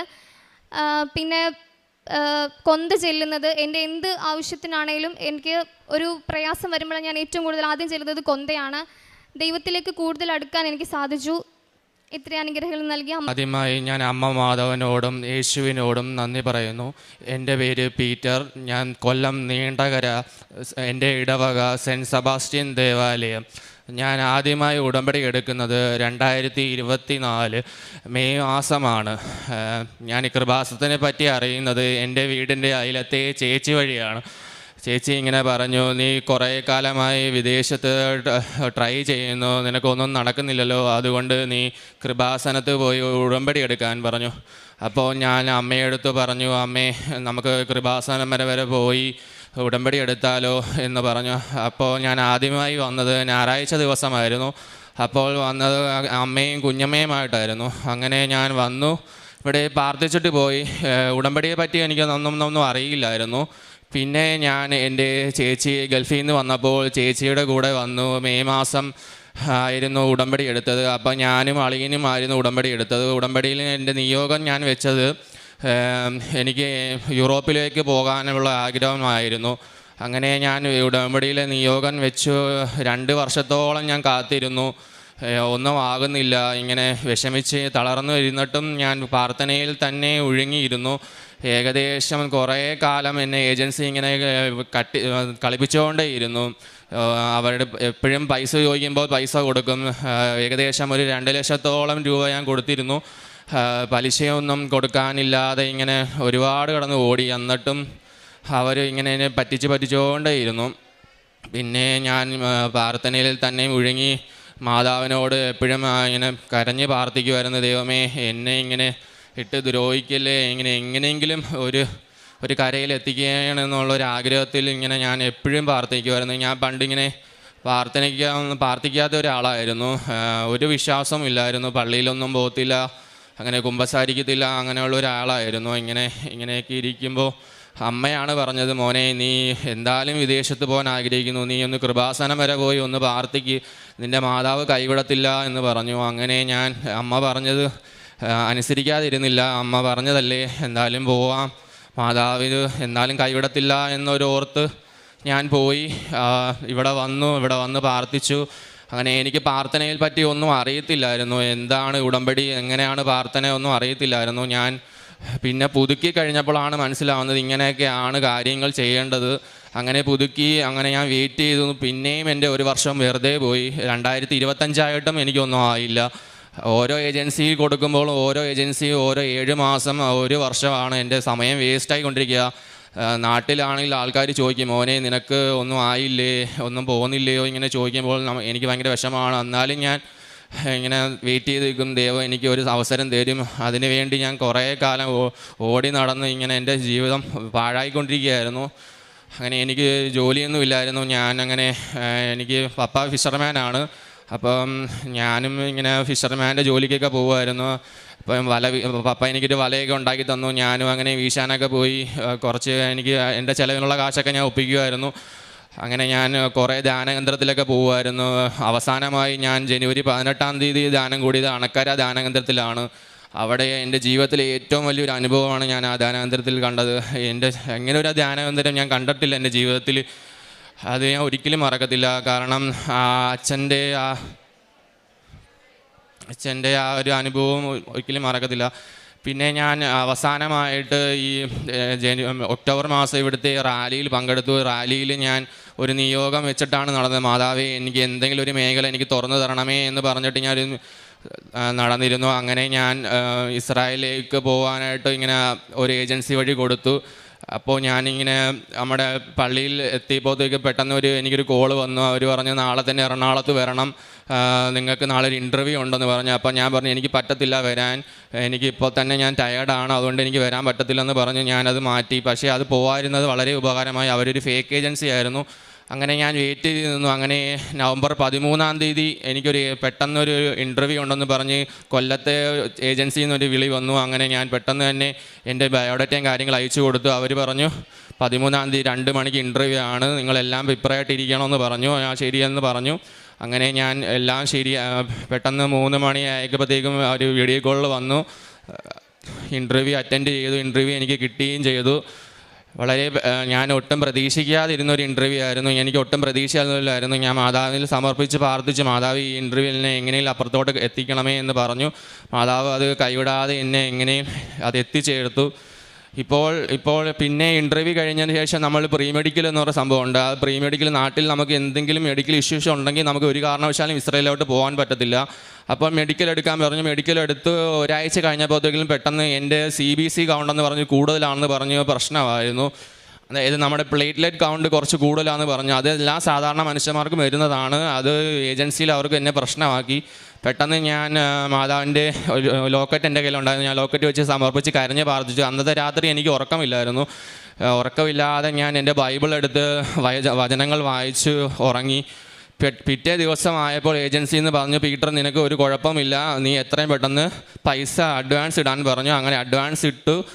അവർ എല്ലാ പ്രോസസ്സിങ്ങും വളരെ പെട്ടെന്നായിരുന്നു. എല്ലാം വളരെ മനോഹരമായി നടന്നു. പിന്നെ അഫിഡവിറ്റും കാര്യങ്ങളെല്ലാം ചെയ്തു കഴിഞ്ഞ് ഡിസംബർ 29 മത്താശ വന്നു.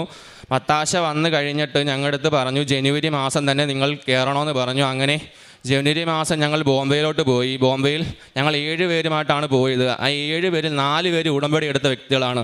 അത് തന്നെ ദൈവത്തിൻ്റെ മാതാവിൻ്റെ വളരെ ഒരു അനുഗ്രഹമായിരുന്നു. ഞങ്ങൾ അവിടെ ചെന്നപ്പോൾ ഞങ്ങൾക്ക് പ്രാർത്ഥിക്കാനായിട്ട് എന്തെങ്കിലും സൗകര്യമുണ്ടോ എന്നുള്ളൊരു ടെൻഷനിലായിട്ടാണ് ഞങ്ങൾ പോയത്. പക്ഷേ അവിടെ നിന്ന് ഏറ്റവും വലിയ അത്ഭുതം എന്ന് പറഞ്ഞത് അവിടെ യേശുവിൻ്റെ ഒരു കുരിശും എല്ലാം ഉള്ള ഒരു കുരിശടി ഉണ്ടായിരുന്നു. അവിടെ കൃപാസന മാതാവിൻ്റെ ഒരു ഹിന്ദിയിലെ പേപ്പർ ഞാൻ കിടക്കുന്ന കണ്ടു. മാതാവിൻ്റെ ഒരു രൂപവും എല്ലാം അവിടെ ഉണ്ടായിരുന്നു. വളരെ ഒരു അനുഭവമായിരുന്നു. കലീന റെസിഡൻസി എന്ന് പറഞ്ഞ സ്ഥലത്താണ് ഞങ്ങൾ സ്റ്റേ ചെയ്തത്. 26 ദിവസം ഞങ്ങൾ അവിടെ ആയിരുന്നു. ഞങ്ങൾക്ക് 4 പേർക്കും ഒരുമിച്ച് ഞങ്ങൾ വെളുപ്പിനെ 5:30 തന്നെ എഴുന്നേക്കും. അച്ഛൻ്റെ ഓൺലൈനിലൂടെയാണ് ഞങ്ങൾ പ്രാർത്ഥിക്കുന്നത്. അതിനുശേഷം ഞങ്ങൾ എല്ലാവരും ഒരുമിച്ചിരുന്ന് കൊന്ത പഠിക്കുകയും എല്ലാം ചെയ്യുമായിരുന്നു. എൻ്റെ ജീവിതത്തിൽ ഇങ്ങനെ ഒരു അനുഭവം ഞാൻ ഉണ്ടായിട്ടേ ഇല്ല. ഞാനിങ്ങനെ കൊന്ത പഠിക്കാനൊന്നും ഇരിക്കാത്തൊരു വ്യക്തിയായിരുന്നു. ഇങ്ങനെ ചുമ്മാ അപ്പനും അമ്മയ്ക്കും വായിക്കാനും എഴുതാൻ അറിയത്തില്ലായിരുന്നു. അങ്ങനെ അവരാണ് വീട്ടിൽ അവരായ രീതിയിൽ അവർ പ്രാർത്ഥിക്കും. പക്ഷേ ഞാൻ അതിലൊന്നും ഉൾപ്പെടാതെ മാറിയുന്നൊരു വ്യക്തിയായിരുന്നു. കൃപാസനത്തിൽ വന്നതിന് ശേഷമാണ് ഞാൻ കൊന്ത പഠിക്കാനൊക്കെ തുടങ്ങിയത്. ഇപ്പോൾ ഞാനാണ് വീട്ടിലെല്ലാ കാര്യങ്ങളും ലീഡ് ചെയ്യുന്നത്, കൊന്ത പഠിക്കാനും കാര്യങ്ങളെല്ലാം ചെയ്തുകൊണ്ടിരിക്കുന്നത്. അത് തന്നെ എൻ്റെ ജീവിതത്തിൽ ഏറ്റവും വലിയ മാറ്റം തന്നെ ആയിരിക്കുന്നു. ഞാൻ ബൈബിൾ ഇതുവരെ കൈകൊണ്ട് തൊടാത്തൊരു വ്യക്തിയായിരുന്നു. ഇപ്പോൾ എനിക്ക് ബൈബിളിലെ വചനം വായിക്കാതെ ഉറങ്ങാൻ പറ്റാത്തൊരു വ്യക്തിയാണ്. അങ്ങനെ ഒരു ജീവിതത്തിലാണ് ഇപ്പോൾ ഞാൻ പോയിക്കൊണ്ടിരിക്കുന്നത്. പിന്നെ ഈ കൃപാസനത്തിൽ വന്നതിന് ശേഷം ഉടമ്പടി ദേശമാണ് ഞാൻ ഈ കുമ്പസാരം എന്ന കൂദാശയോട് ഏറ്റവും ബഹുമാനം തോന്നുന്നത്. കാരണം പാപം ചെയ്തിട്ടുണ്ടെങ്കിൽ ഞാൻ കുർബാന എടുക്കാനായിട്ട് പോകത്തില്ല. എപ്പോഴും ഞങ്ങളുടെ നാട്ടിൽ ദിവ്യബലിക്ക് ഡെയിലി കുർബാനയ്ക്ക് പോകുമ്പോൾ അവിടുത്തെ ചേച്ചിമാർ ഞങ്ങളുടെ അമ്മയെടുത്ത് പറയും, മോൻ എല്ലാ ദിവസം വന്ന് കുമ്പസാരിക്കുന്നല്ലോ, മോൻ എന്ത് പറ്റി. അപ്പോൾ അമ്മ പറയും, അവൻ കൃപാസനത്തിൽ പോയി ഉടമ്പടി ചെയ്തതിന് ശേഷം അവിടെ 2 ആഴ്ച കൂടുമ്പോൾ എപ്പോഴും കുമ്പസാരിക്കണം, അതുകൊണ്ടാണ് അവൻ അങ്ങനെ കുമ്പസാരിക്കുന്നത്, നല്ലതാണെന്ന് പറയും. അപ്പോൾ എല്ലാവരും വന്ന് വീട്ടിൽ പറയും, മോനെ ഒന്നും ശരിയായില്ലേ, പോകാനൊന്നും ശരിയായില്ലേ. അപ്പോൾ ഞാൻ പറയും, അമ്മ എല്ലാം മാതാവ് നമ്മളെ കാക്കും, ഒരിക്കലും കൈവിടത്തില്ല എന്ന് പറഞ്ഞു. അങ്ങനെ ഞാൻ ഈ ഇസ്രായേലിലോട്ട് പോകുന്ന കാര്യം എല്ലാം ശരിയാണ്. ഞാൻ സ്റ്റഡി ചെയ്തു, നല്ല ഏജൻസി ഏതാണ് എന്നുള്ളൊരു ടെൻഷൻ ഉണ്ടായിരുന്നു. എന്ന് വെച്ചാൽ ഈ ഒരു ഹ്യൂജ് എമൗണ്ടാണ് നമുക്ക് ഇസ്രായേലിലോട്ട് പോകാനായിട്ട്. പോകുന്നതിന് മുമ്പ് നമ്മുടെ ഡോക്യുമെൻറ്റ്സും കാര്യങ്ങളെല്ലാം ശരിയാക്കണം. ആ ഡോക്യുമെൻറ്റ്സിൽ ആദ്യത്തെ എൻ്റെ പ്രശ്നം എന്ന് പറഞ്ഞാൽ എൻ്റെ ബർത്ത് സർട്ടിഫിക്കറ്റിൽ പപ്പായുടെ പേര് വീട്ടിൽ വിളിക്കുന്ന പേരായിപ്പോയി. അതാണ് വലിയൊരു പ്രശ്നമായിരുന്നു. അങ്ങനെ അത് മാറ്റാൻ വേണ്ടി ഞാൻ കുറേ കടന്നു ഓടി. പെട്ടെന്ന് തന്നെ ഞാൻ മാതാവിനോട് വിളിച്ചപേക്ഷിച്ച്, മാതാവ് ഇത് എങ്ങനെയെങ്കിലും 1 മാസത്തിനുള്ളിൽ എനിക്ക് ശരിയാക്കി തരണമേ എന്ന് പറഞ്ഞു. കാരണം ഒരിടത്ത് ഇൻ്റർവ്യൂ നടക്കുന്നു, ഒരിടത്ത് ഈ സംഭവം നടക്കുന്നു. കാരണം ഇലക്ഷൻ്റെ തിരക്ക് കാരണം ഈ ഡിലേ വരുന്നുള്ള ടെൻഷൻ ഉണ്ടായിരുന്നു. അങ്ങനെ ഞാൻ പല വാതികളിൽ മുട്ടി. അങ്ങനെ മാതാവായിട്ട് എനിക്കത് 1 മാസം കൊണ്ട് തന്നെ എത്രയും പെട്ടെന്ന് തന്നെ എനിക്ക് എൻ്റെ ബർത്ത് സർട്ടിഫിക്കറ്റ് ശരിയാക്കി തന്നു. അതൊന്നും എൻ്റെ ഒരു ഭാഗ്യം, എൻ്റെ ഒരു കഴിവ് കൊണ്ടൊന്നും അല്ല ഞാൻ ഇപ്പോൾ ഈ സന്നിധി നിൽക്കുന്നത്. മാതാവിൻ്റെ ഒരു കൃപ കൊണ്ട് മാത്രമാണ് ഞാൻ ഇവിടെ നിൽക്കുന്നത്. എല്ലാം ശരിയാക്കി തന്ന മാതാവിനോടും നന്ദി പറയുന്നു. ഒരിക്കലും ഞാനിങ്ങനെ എവിടെ എത്തിച്ചേരുമോ എന്നും എനിക്ക് അറിയത്തില്ലായിരുന്നു. ഒന്നും നടക്കത്തില്ല എന്നുള്ളൊരു ചിന്തയായിരുന്നു എൻ്റെ മനസ്സിൽ. എപ്പോഴും ആകുലതയായിരുന്നു. മാതാവിനോടും അമ്മയോടും യേശുവിനോടും നന്ദി പറയുന്നു. പിന്നെ ഞാൻ കാരുണ്യ പ്രവൃത്തി എന്ന് പറഞ്ഞത്, ഞാൻ എല്ലായിടത്തും പോകുമായിരുന്നു, കുടുംബടി പത്രം കൊടുക്കുമായിരുന്നു, പിന്നെ അനാഥാലയത്തിൽ പോയി ഫുഡൊക്കെ കൊടുക്കുമായിരുന്നു, സിസ്റ്റർ മഠത്തിലൊക്കെ പോകുമായിരുന്നു. എൻ്റെ ജീവിതത്തിൽ ആത്മീയ മാറ്റങ്ങൾ വന്നെന്ന് പറഞ്ഞാൽ, ഞാൻ വചനങ്ങൾ ഒട്ടും വായിക്കാത്തൊരു വ്യക്തിയായിരുന്നു. വചനങ്ങൾ വായിച്ചു തുടങ്ങി, വചനത്തിൽ സ്നേഹിക്കാൻ തുടങ്ങി. ഞാൻ എപ്പോഴും വായിക്കുന്നൊരു വചനമുണ്ട്, അവൻ ഇസ്രായേൽ ദൈവത്തോട് പ്രാർത്ഥിച്ചു, ദൈവമേ എന്നെ അനുഗ്രഹിച്ച് എൻ്റെ അതിരുകൾ വിസ്തൃതമാക്കണമേ, അങ്ങയുടെ കരം എന്നോട് കൂടി ആയിരിക്കണമേ, വിപത്തുകളിൽ നിന്ന് എന്നെ കാത്തുകൊള്ളിച്ചണമേ. ആ വചനം എന്നെ വലുതാളതായി ടച്ച് ചെയ്തൊരു വചനമാണ്. ആ വചനം എന്നും ഞാൻ മുടങ്ങാതെ വായിക്കുന്നൊരു വചനമാണ്. യേശുവിനോടും മാതാവിനോടും ഞാൻ നന്ദി. സിന്ധു. ഞാൻ ആദ്യം ഈശോയ്ക്കും അമ്മയ്ക്കും നന്ദി പറയുകയാണ്. കൊല്ലം കുണ്ട്രയിൽ നിന്നാണ് ഞാൻ വരുന്നത്. 2000 ഞാനിവിടെ വന്ന് ഈ കൃപാസനത്തെക്കുറിച്ച് കേട്ട് പ്രാർത്ഥിച്ച് പോയതാണ്. അന്ന് ഞാൻ ഉടമ്പടി എടുത്തിട്ടില്ലായിരുന്നു. കാരണം ഒരുപാട് ജനങ്ങളുള്ളത് കൊണ്ട് എനിക്ക് ഉടമ്പടി എടുക്കാൻ പറ്റിയില്ല. അങ്ങനെ ഞാൻ എൻ്റെ അമ്മയോട് പറഞ്ഞ് എന്നെ എന്ന് ഉടമ്പടി എടുക്കാൻ അമ്മ വിളിക്കുന്നോ അന്ന് ഞാൻ വരാം എന്നും പറഞ്ഞാൽ പോയത്. പക്ഷേ 2025 19-ാം തീയതി ഞാനിവിടെ വന്ന് ഉടമ്പടി എടുത്ത് അതിനുള്ളിൽ തന്നെ എനിക്ക് ഒരു ഭവനമില്ലായിരുന്നു. ഞാൻ കൊല്ലത്ത് എൻ്റെ മകൾ LLBക്ക് പഠിക്കുന്ന സമയത്ത് കേരളപുരത്ത് വാടകയ്ക്ക് താമസിക്കുകയായിരുന്നു. ഞാൻ എന്നും പ്രാർത്ഥിക്കുമായിരുന്നു. ഞാൻ അവിടെ അടുത്ത് തന്നെ പള്ളിയും ഒക്കെ ഉണ്ട്. അപ്പോൾ എപ്പോഴും പറയും എനിക്കിവിടെ വന്ന് അമ്മയെ കണ്ട് പ്രാർത്ഥിക്കാനും എനിക്ക് കൃപാസനത്തിൽ പോകാനും ഒക്കെ ഉള്ളൊരവസരം അവിടുന്ന് പറ്റുമല്ലോ. അതുകൊണ്ട് എനിക്കൊരു ഭവനം ഒരുക്കി തരണം. അതുപോലെ തന്നെ എൻ്റെ മകളുടെ വിദ്യാഭ്യാസം, അവളുടെ ജോലി, വിവാഹം, ഇങ്ങനെയുള്ള കാര്യങ്ങളൊക്കെ ഞാൻ ഇങ്ങനെ നിന്ന് പറയുമായിരുന്നു. എന്നും ഞാൻ വിശ്വാസ ജീവിതത്തിൽ 6 വർഷം കൊണ്ട് ഞാൻ എൻ്റെ അപ്പൻ്റെയും അമ്മയുടെയും ആ വിശ്വാസത്തിലാണ് ജീവിച്ചു പോകുന്നത്. അത് കഴിഞ്ഞിട്ട് എനിക്ക് ആ നിശ്ചിത സമയം കൊണ്ട് തന്നെ എനിക്കൊരു ഭവനം ഒരുക്കാൻ പറ്റി. ഞാൻ ഉദ്ദേശിച്ച സ്ഥലത്ത് തന്നെ. ഞാൻ സമയം നോക്കുകയോ അങ്ങനെ ഒന്നും ചെയ്യാത്ത ഒരാളാണ്. ബൈബിളും എൻ്റെ പിതാവിൻ്റെയും മാതാവിൻ്റെയും പടവും ഒക്കെയായി ഒരു മെഴുകുതിരിയുമായാണ് ഞാൻ ആ വീടിനകത്ത് കടന്നത്. അതിനുശേഷം ആദ്യം വെള്ളത്തിനൊന്നും ഒരു കുഴപ്പമില്ലായിരുന്നു. ഒരു ദിവസം നോക്കുമ്പം 7 തൊടിയിൽ നിറഞ്ഞ് വെള്ളം കിടക്കുന്ന ആ കിണറ്റിൽ വെള്ളം ടാപ്പ് തുറക്കുമ്പോഴെല്ലാം ചായയുടെ കളറിലാണ് വെള്ളം വരുന്നത്. ആകെ വിഷമിച്ച് എന്ത് ചെയ്യുമെന്നറിയാതെ പകച്ചു നിന്നിട്ട് അമ്മയെ നോക്കി പ്രാർത്ഥിച്ച് ഇതിങ്ങനെ ആയ പറ്റത്തില്ലല്ലോ. എന്താ ഞാൻ ആരോടും ചോദിച്ചിട്ടല്ലല്ലോ, എൻ്റെ അമ്മയുടെ അടുത്തും എൻ്റെ അപ്പൻ്റെ അടുത്തും മാത്രമല്ലേ ഞാൻ അനുവാദം ചോദിച്ചത് വാങ്ങിച്ചത്. ഇതിനെന്താ വേണ്ടുന്നത് ചെയ്യണമെന്ന് പറഞ്ഞു. അങ്ങനെ അത് പെട്ടെന്ന് തന്നെ മാറുകയും ചെയ്തു. അത് കഴിഞ്ഞ് ഞാനെന്നും പ്രാർത്ഥനയിലും മറ്റും ആയിട്ട് മുന്നോട്ട് പോയിക്കൊണ്ടിരിക്കുക. എൻ്റെ ഹസ്ബൻഡും ഇത് തന്നെയാണ്, കൊന്ത ചൊല്ലി പ്രാർത്ഥനയൊക്കെ ചെയ്യുന്ന ആളാണ്. ഞാൻ അവരെ ഒന്നും നിർബന്ധിച്ചിട്ടില്ല. മകളെയും നിങ്ങളെന്താ വിശ്വസിച്ചോളൂ എന്നേ ഞാൻ പറയാറുള്ളൂ. പക്ഷെ ഞാൻ എപ്പോഴും പ്രാർത്ഥിക്കുമായിരുന്നു, ഈ കർത്താവിൻ്റെയും മാതാവിൻ്റെയും വിശ്വാസത്തിൽ എൻ്റെ കുടുംബത്തെ കൊണ്ടുവരണമെന്ന്. അത് സംഭവിക്കുകയും ചെയ്തു. അവർ പ്രാർത്ഥനയിൽ അവർ തന്നെ സ്വയം തിരഞ്ഞെടുത്ത് കൊന്ത ചൊല്ലി അവർ പ്രാർത്ഥിക്കുമായിരുന്നു. അത് കഴിഞ്ഞിട്ട് എൻ്റെ ഈ മുട്ടിന് അവിടെ ഒരു പള്ളിയുണ്ട്. എനിക്ക് അവിടെ പോയി എല്ലാ ഞായറാഴ്ചകളും ഞാൻ അവിടെ പോകാറുണ്ട്. പോയി പ്രാർത്ഥിക്കുമ്പം എനിക്ക് കുർബാന സ്വീകരിക്കാൻ പറ്റത്തില്ലല്ലോ. അതുകൊണ്ട് ഞാൻ അവിടെ നിന്ന് പറയും, ഞാൻ മനസ്സാ കുർബാന സ്വീകരിച്ച ഒരാളാണ് എൻ്റെ അപ്പ എന്ന് പറയും. പറഞ്ഞു കഴിഞ്ഞിട്ട് എൻ്റെ ഈ മുട്ടിൻ്റെ പ്രശ്നം അവിടുന്ന് ഞാൻ ഇവിടെ കൃപാസനത്തിൽ വന്നപ്പോൾ ഞാൻ അമ്മയോട് പറഞ്ഞ്, എൻ്റെ അടുത്തൊരു പള്ളി ഉണ്ടല്ലോ അമ്മേ, എനിക്ക് അവിടെ ചെന്നൊന്ന് മുട്ടുമേലൊന്ന് നിന്ന് പ്രാർത്ഥിക്കാൻ പറ്റുന്നില്ലല്ലോ. എന്താ ഇതിങ്ങനെ? ഞാൻ ഇത്രയും പൂർണ്ണമായും നിങ്ങളെ വിശ്വസിക്കുന്നതാണല്ലോ, എന്നിട്ട് എനിക്കതൊന്നും പറ്റുന്നില്ലല്ലോ എന്ന് പറഞ്ഞ് ഞാൻ വിഷമിച്ചിട്ടാണ് പോയത്. പക്ഷേ ആ പള്ളിയുടെ ഉദ്ഘാടന ദിവസം തന്നെ എനിക്ക് ആ ആൾത്താര ഇവിടുന്ന് അതിനേക്കാൾ കൂടുതൽ ദൂരമുണ്ട്. അവിടുന്ന് ഞാൻ മുട്ടുമ്മേ നിന്നിട്ട് എഴഞ്ഞ് അൾത്താരയുടെ അവിടം വരെ വന്ന് നമസ്കരിച്ച് അന്ന് മുതൽ ഇന്ന് വരെ എൻ്റെ മുട്ടിൻ്റെയും അതുപോലെ തന്നെ ഇടത്തെ കാലിൻ്റെ ഉപ്പൂറ്റിയുടെയും വേദന ഇവിടുത്തെ തൈലം തൊട്ടാണ്. ഞാൻ എന്തെങ്കിലും വേദന അനുഭവപ്പെടുമ്പോൾ ഞാൻ പെട്ടെന്ന് തന്നെ ആ തൈലം എടുത്ത് തൊട്ട് എന്നിട്ട് അതുമല്ല, നമ്മളെല്ലാം വിശ്വസിക്കേണ്ടുന്ന വേറൊരു കാര്യമുണ്ട്. അമ്മയെ എനിക്കൊരു കന്യാസ്ത്രീ അമ്മയാണ് ഈ മാതാവിൻ്റെ പടം ആദ്യമായി എനിക്ക് തരുന്നത്. അതെൻ്റെ ഈ വീടിനകത്ത് ഞാൻ വെച്ചിട്ടുണ്ട് കർത്താവിൻ്റെ കൂടെ. ഞാൻ അതിൽ നോക്കി പ്രാർത്ഥിച്ച് കഴിഞ്ഞ് പിന്നെ ഇവിടെ വന്ന് ഉടമ്പടി എടുത്തപ്പോഴും എനിക്ക് ഇവിടെ നിന്നും കിട്ടി. എപ്പോഴും എൻ്റെ കയ്യിൽ തന്നെ കാണും അത്. അപ്പോൾ ഞാനിങ്ങനെ എന്നും വിശ്വാസത്തിൽ പ്രാർത്ഥിക്കുകയും വിശ്വാസ പ്രമാണം ചൊല്ലി പ്രാർത്ഥിക്കുകയും ഒക്കെ ചെയ്യും. അതുപോലെ ഈ ഭവനം ഒരുക്കിയത് ഒരു വലിയ പുരേടമായിരുന്നത് പല ഭാഗങ്ങളായി പലരും വാങ്ങിച്ച്. പക്ഷേ എനിക്ക് പറയേണ്ടുന്ന ചെറിയ ചെറിയ കാര്യങ്ങളാണെങ്കിൽ പോലും എൻ്റെ ആ ഭവനത്തിൽ വന്നു കയറുന്ന എല്ലാവരും പറയുന്ന ഒരു കാര്യമുണ്ട്, എന്തൊരു പോസിറ്റീവ് എനർജിയായി ഈ ഭവനത്തിന് എന്ന് ചോദിക്കും ആര് വന്നാലും. കാരണം അപ്പം ഞാൻ പറയും, എൻ്റെ കൃപയല്ല, എൻ്റെ അപ്പൻ്റെ അമ്മയുടെയും വാസമായി ഇവിടെ ഉള്ളത്. ഞാൻ എപ്പോഴും പ്രാർത്ഥിക്കുമ്പോൾ ഒരു കാര്യം പറയാറുണ്ട്, തമ്പുരാനെ എൻ്റെ അമ്മേ, ഞാൻ വെറും ഒരു വാടകക്കാരി മാത്രമാണ്, ഇത് എൻ്റെ അപ്പൻ്റെ അമ്മയുടെയും ഭവനമാണ്. ഇവിടെ എന്ത് നടക്കണം എന്ത് നടക്കണ്ടെന്ന് എൻ്റെ അപ്പനും അമ്മയും തീരുമാനിക്കേണ്ടതെന്ന് ഞാൻ പറയാറുണ്ട്. അത് ഞാൻ നിങ്ങളെ ഓർമ്മപ്പെടുത്തുന്നത്, നമ്മളായ എല്ലാ വിശ്വാസികളും അങ്ങനൊരു വിശ്വാസത്തിൽ പോകുമ്പോൾ മാത്രമേ നമ്മളോടൊപ്പം നമ്മുടെ അപ്പനും അമ്മയും നിൽക്കത്തുള്ളൂ. എന്ത് കിട്ടും ഏത് കിട്ടും എന്നല്ല ആദ്യം നമ്മൾ ചിന്തിക്കേണ്ടുന്നത്. നമ്മൾ അവരെ സ്നേഹിച്ച് അവരോടൊപ്പം കൂടി നടന്നാൽ നമ്മൾ എന്ത് ചോദിക്കേണ്ട, നമ്മുടെ ആവശ്യങ്ങളെല്ലാം അവർക്കറിയാൻ പറ്റും, നമ്മളൊന്നും പറയണ്ട. പക്ഷേ എന്നാലും അതിലുപരി മനുഷ്യനായതുകൊണ്ട് ചോദിച്ചു പോകും. നമ്മൾ ചോദിക്കുമ്പോൾ നമുക്ക് കറക്റ്റായിട്ട് സമയബന്ധിതമായി തന്നെ നമുക്കത് കാര്യങ്ങൾ സാധിച്ചു തരും. എന്നിട്ട് ഞാൻ മിക്കവാറും കേൾക്കുന്ന ഒരു കാര്യമുണ്ട്, അത് ഇതിൻ്റെ ഇടയ്ക്ക് ഞാൻ പറയുക, എല്ലാവരും ചോദിക്കുക എത്രാമത്തെ ഉടമ്പടി എടുത്തപ്പോഴാ കാര്യം നടന്നതെന്ന്. അപ്പം ഞാൻ പറയാം, അങ്ങനല്ല ചിന്തിക്കേണ്ടുന്നത്. എത്രാമത്തെ ഉടമ്പടിയിലാണെന്നല്ല, അപ്പൻ്റെ അമ്മയോടും ചേർന്ന് നിൽക്കുമ്പോൾ ഇന്നും എന്നോടൊരാൾ ചോദിച്ചു ഇവിടെ വന്നപ്പോൾ. പക്ഷേ എൻ്റെ മകൾക്ക് ജോലിയുടെ സമയമായി, ഞാൻ ചോദിച്ചതുപോലെ തന്നെ ജോലി തന്നു. അത്രമാത്രം നമ്മൾ അടുത്ത് നിൽക്കുന്നത് കൊണ്ടാണ്. അതുപോലെ ഞാൻ വാഹനം ഓടിക്കുന്ന ആളാണ്. പല പ്രാവശ്യവും നാഷണൽ പെർമിറ്റ് വണ്ടി എന്ന് വെച്ചാൽ പറഞ്ഞുകൂടാ, എന്നാലും എനിക്കൊരു ഇത്തിരി സ്പീഡ് കൂടുതലുള്ള ആളാണ്. ഒരു റേസിംഗ് എഡീഷൻ വണ്ടി എൻ്റെ കയ്യിലിരിക്കുന്നത്. അതുമായിട്ട് നല്ല സ്പീഡിൽ പോകുന്നുണ്ട്. ഞാൻ എന്നാലും നിയമങ്ങൾ പാലിച്ച് തന്നെയാണ് സഞ്ചരിക്കാറുള്ളത്.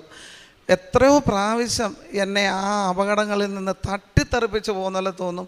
പക്ഷേ ഞാൻ പെട്ടെന്ന് ഒരു നിമിഷം കണ്ണൊന്നടയ്ക്കും, പിന്നെ കാണുന്നത് എന്നെ ആരോ എടുത്തു മാറ്റി നിർത്തിയതുപോലെ എനിക്ക് തോന്നുന്നു. അപ്പോൾ എൻ്റെ ശരീരത്തിനൊരു കുളിരനുഭവപ്പെടും. അത് ഞാൻ ഒരുപാട് പ്രാവശ്യം അനുഭവിച്ചറിഞ്ഞ ആളാണ്. നമ്മൾ ദൈവത്തിനെ തേടിയാൽ, നമ്മുടെ അപ്പനെയും അമ്മയും തേടിയാൽ തീർച്ചയായിട്ടും നമുക്ക് കിട്ടും. അതിന് അവരെ തേടണം ആദ്യം, പിന്നെ നമ്മുടെ ആവശ്യങ്ങൾ പറയാവൂ നമ്മൾ. ഞാനതെൻ്റെ അനുഭവത്തിലൂടെ എൻ്റെ സഹോദരങ്ങൾക്ക് ഞാൻ പറഞ്ഞു തരുന്നതാണ്. അതുകൊണ്ട് അത് കഴിഞ്ഞിട്ട് ഈ അടുത്ത സമയത്ത്, ഈ കഴിഞ്ഞ മാസം പെരുമ്പുഴയിൽ നിന്ന് ഞാൻ മകളെ കൊല്ലത്ത് വിട്ടിട്ട് തിരിച്ച് ഓടി വരുമ്പം 3 മുക്കിൽ നിന്ന് ഒരു വലിയ ബസ് വന്നിട്ട്, അഷ്ടമുടി ബസ് വന്ന് തിരിഞ്ഞു വരുന്നത്, പുറവിൽ ഞങ്ങൾ കുറേ പേര് നിൽക്കുക. അവർ പുറവിൽ ആളിനെ നോക്കാതെ വണ്ടി പുറകോട്ടിങ്ങെടുത്ത്. അപ്പോഴത്തേന് എൻ്റെ അമ്മ എന്നോട് പറഞ്ഞ്, നീ വണ്ടി വിട്ടിട്ട് ചാടുന്ന എന്നോട് പറഞ്ഞു. എനിക്ക് പറയുമ്പം തന്നെ ഒരു വല്ലാത്ത അനുഭവമാണ്. ഒരു പെൺപിള്ളേർക്കും അങ്ങനെ തോന്നാൻ പറ്റത്തില്ല. കാരണം എന്ന് പറഞ്ഞാൽ പെട്ടെന്നില്ലേ, ആൺപിള്ളേർ ചെയ്യുന്ന പോലെ തന്നെ എനിക്ക് വണ്ടി തള്ളിയിട്ടിട്ട് ഞാനങ്ങ് ചാടി മാറുമായിരുന്നു. അവിടെ നിന്ന് ജനങ്ങൾ മുഴുവൻ അവരെ വഴക്ക് നോക്കുമ്പം എനിക്കതന്നേരം ഒന്ന് ഫോട്ടോ എടുക്കാൻ പറ്റിയില്ലല്ലോ എന്നുള്ളത് എനിക്ക് പറയുമ്പം തന്നെ ഇപ്പോൾ തന്നെ ഒരു വല്ലാത്ത അനുഭവം ഉണ്ടാകുന്നുണ്ട്. ആ ഫസ്റ്റ് വീൽ ആ വണ്ടിയുടെ അടിയിലാണ് കിടക്കുന്നത്. എൻ്റെ ഒരു ഇതുകളും ആ ഒരു പോറൽ പോലും എൻ്റെ വണ്ടി കേട്ടിട്ടുമില്ല, ഒന്നുമില്ല. അതുപോലെ എൻ്റെ കിണറ്റിലെ വെള്ളത്തിൻ്റെ കളറ് ഞാൻ നിങ്ങളെ കാണിച്ചു തരാം. ഈ അവസ്ഥയിലാണ് പാത്രത്തിൽ പിടിച്ചപ്പം വെള്ളം കണ്ടത്. അരമണിക്കൂറിനകത്താണ് എനിക്ക് ഫലം തന്നത്. അടുത്തത് ഞാൻ കാണിക്കാം. ഗ്ലാസ്സിൽ എടുത്തുകൊണ്ട് എന്ന് ഞാൻ എൻ്റെ പ്രാർത്ഥിക്കുന്ന സ്ഥലത്ത് അമ്മയുടെ മുമ്പിൽ വെച്ച് കൊടുത്തതായത്. ഗ്ലാസ്സിൽ കളറ്, ചായയുടെ കളറാണ്.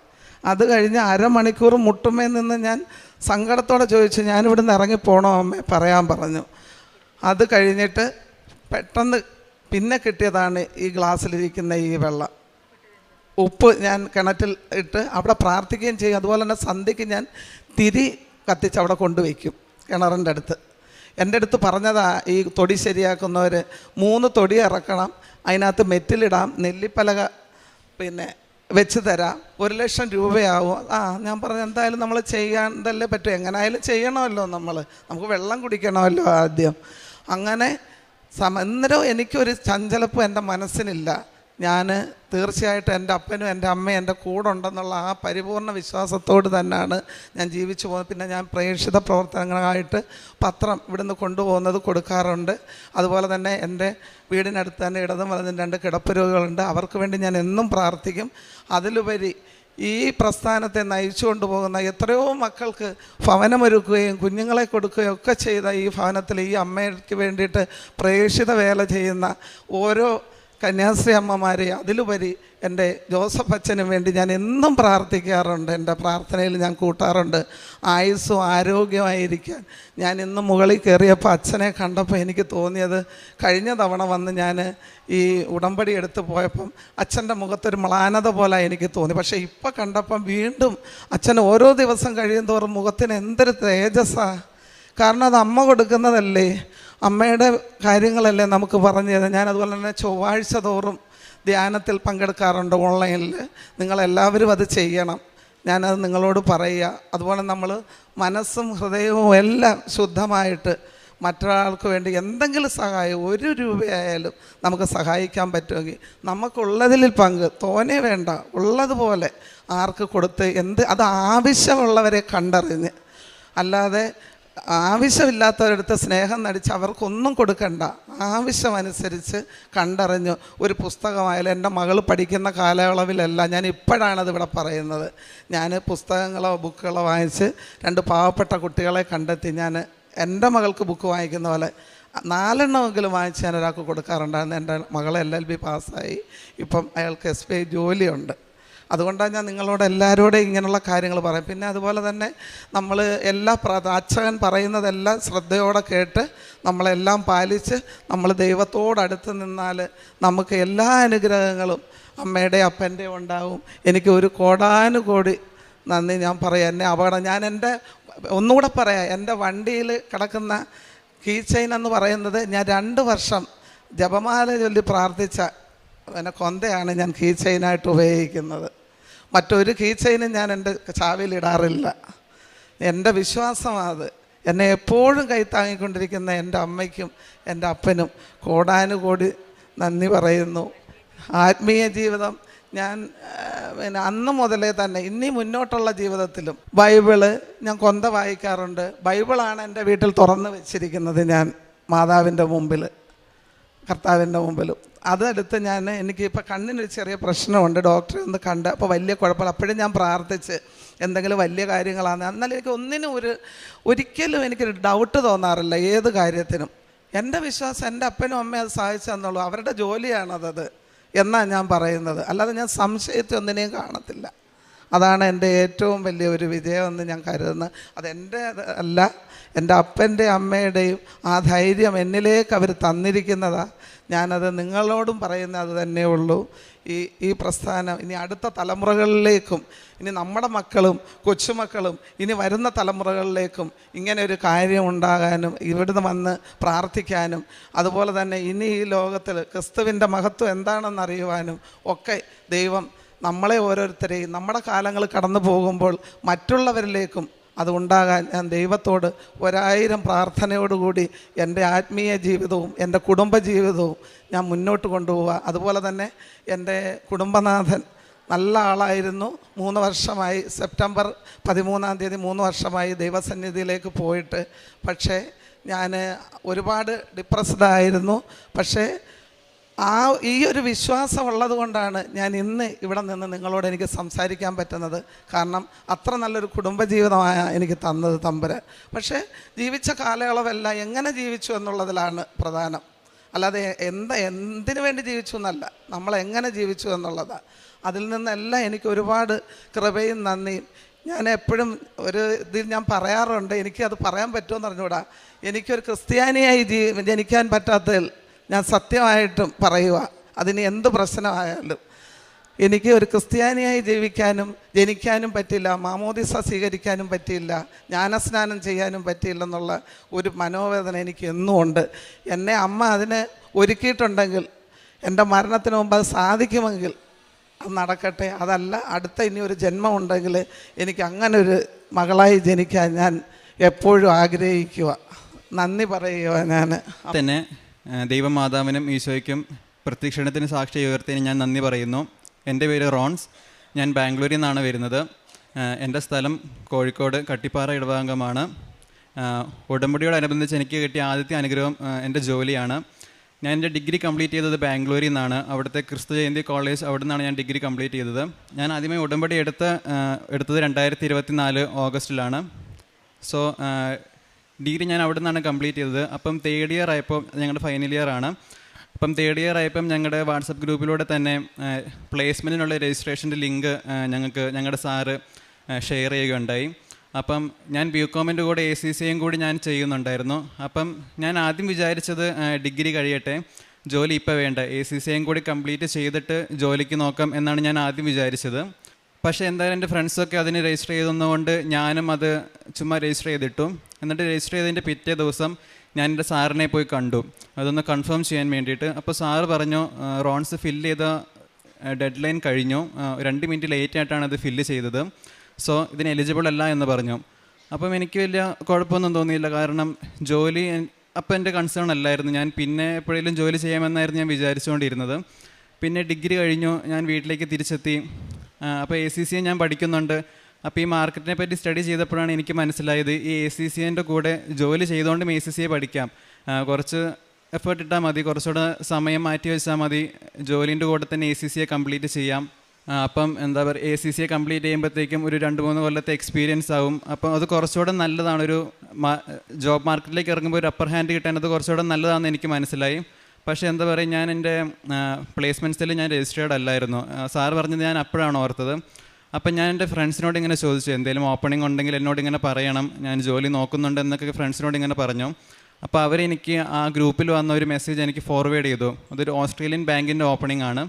അപ്പോൾ അതെനിക്ക് ഫോർവേഡ് ചെയ്തു. അപ്പോൾ അതിൻ്റെ ബെനിഫിറ്റ്സ്, എൻ്റെ പാക്കേജൊക്കെ കണ്ടപ്പോൾ എനിക്ക് നല്ലതാണെന്ന് തോന്നി. അപ്പം ഞാൻ ചുമ്മാ അതിനൊന്ന് കൊടുത്തിട്ടു.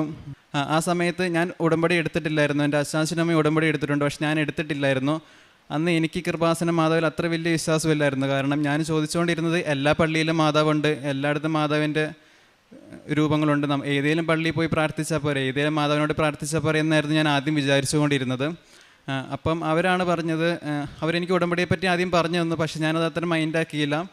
ഈ ജോലി ഇതിന് കൊടുത്തിട്ടതിന് ശേഷം, ഇതിന് അപ്ലൈ ചെയ്തതിന് ശേഷം ഞാൻ ഇത് അവരുടെ കൂടെ എല്ലാ ദിവസവും പ്രത്യക്ഷീകരണ പ്രാർത്ഥന ചെല്ലാൻ തുടങ്ങി, ബൈബിൾ വായിക്കാൻ തുടങ്ങി.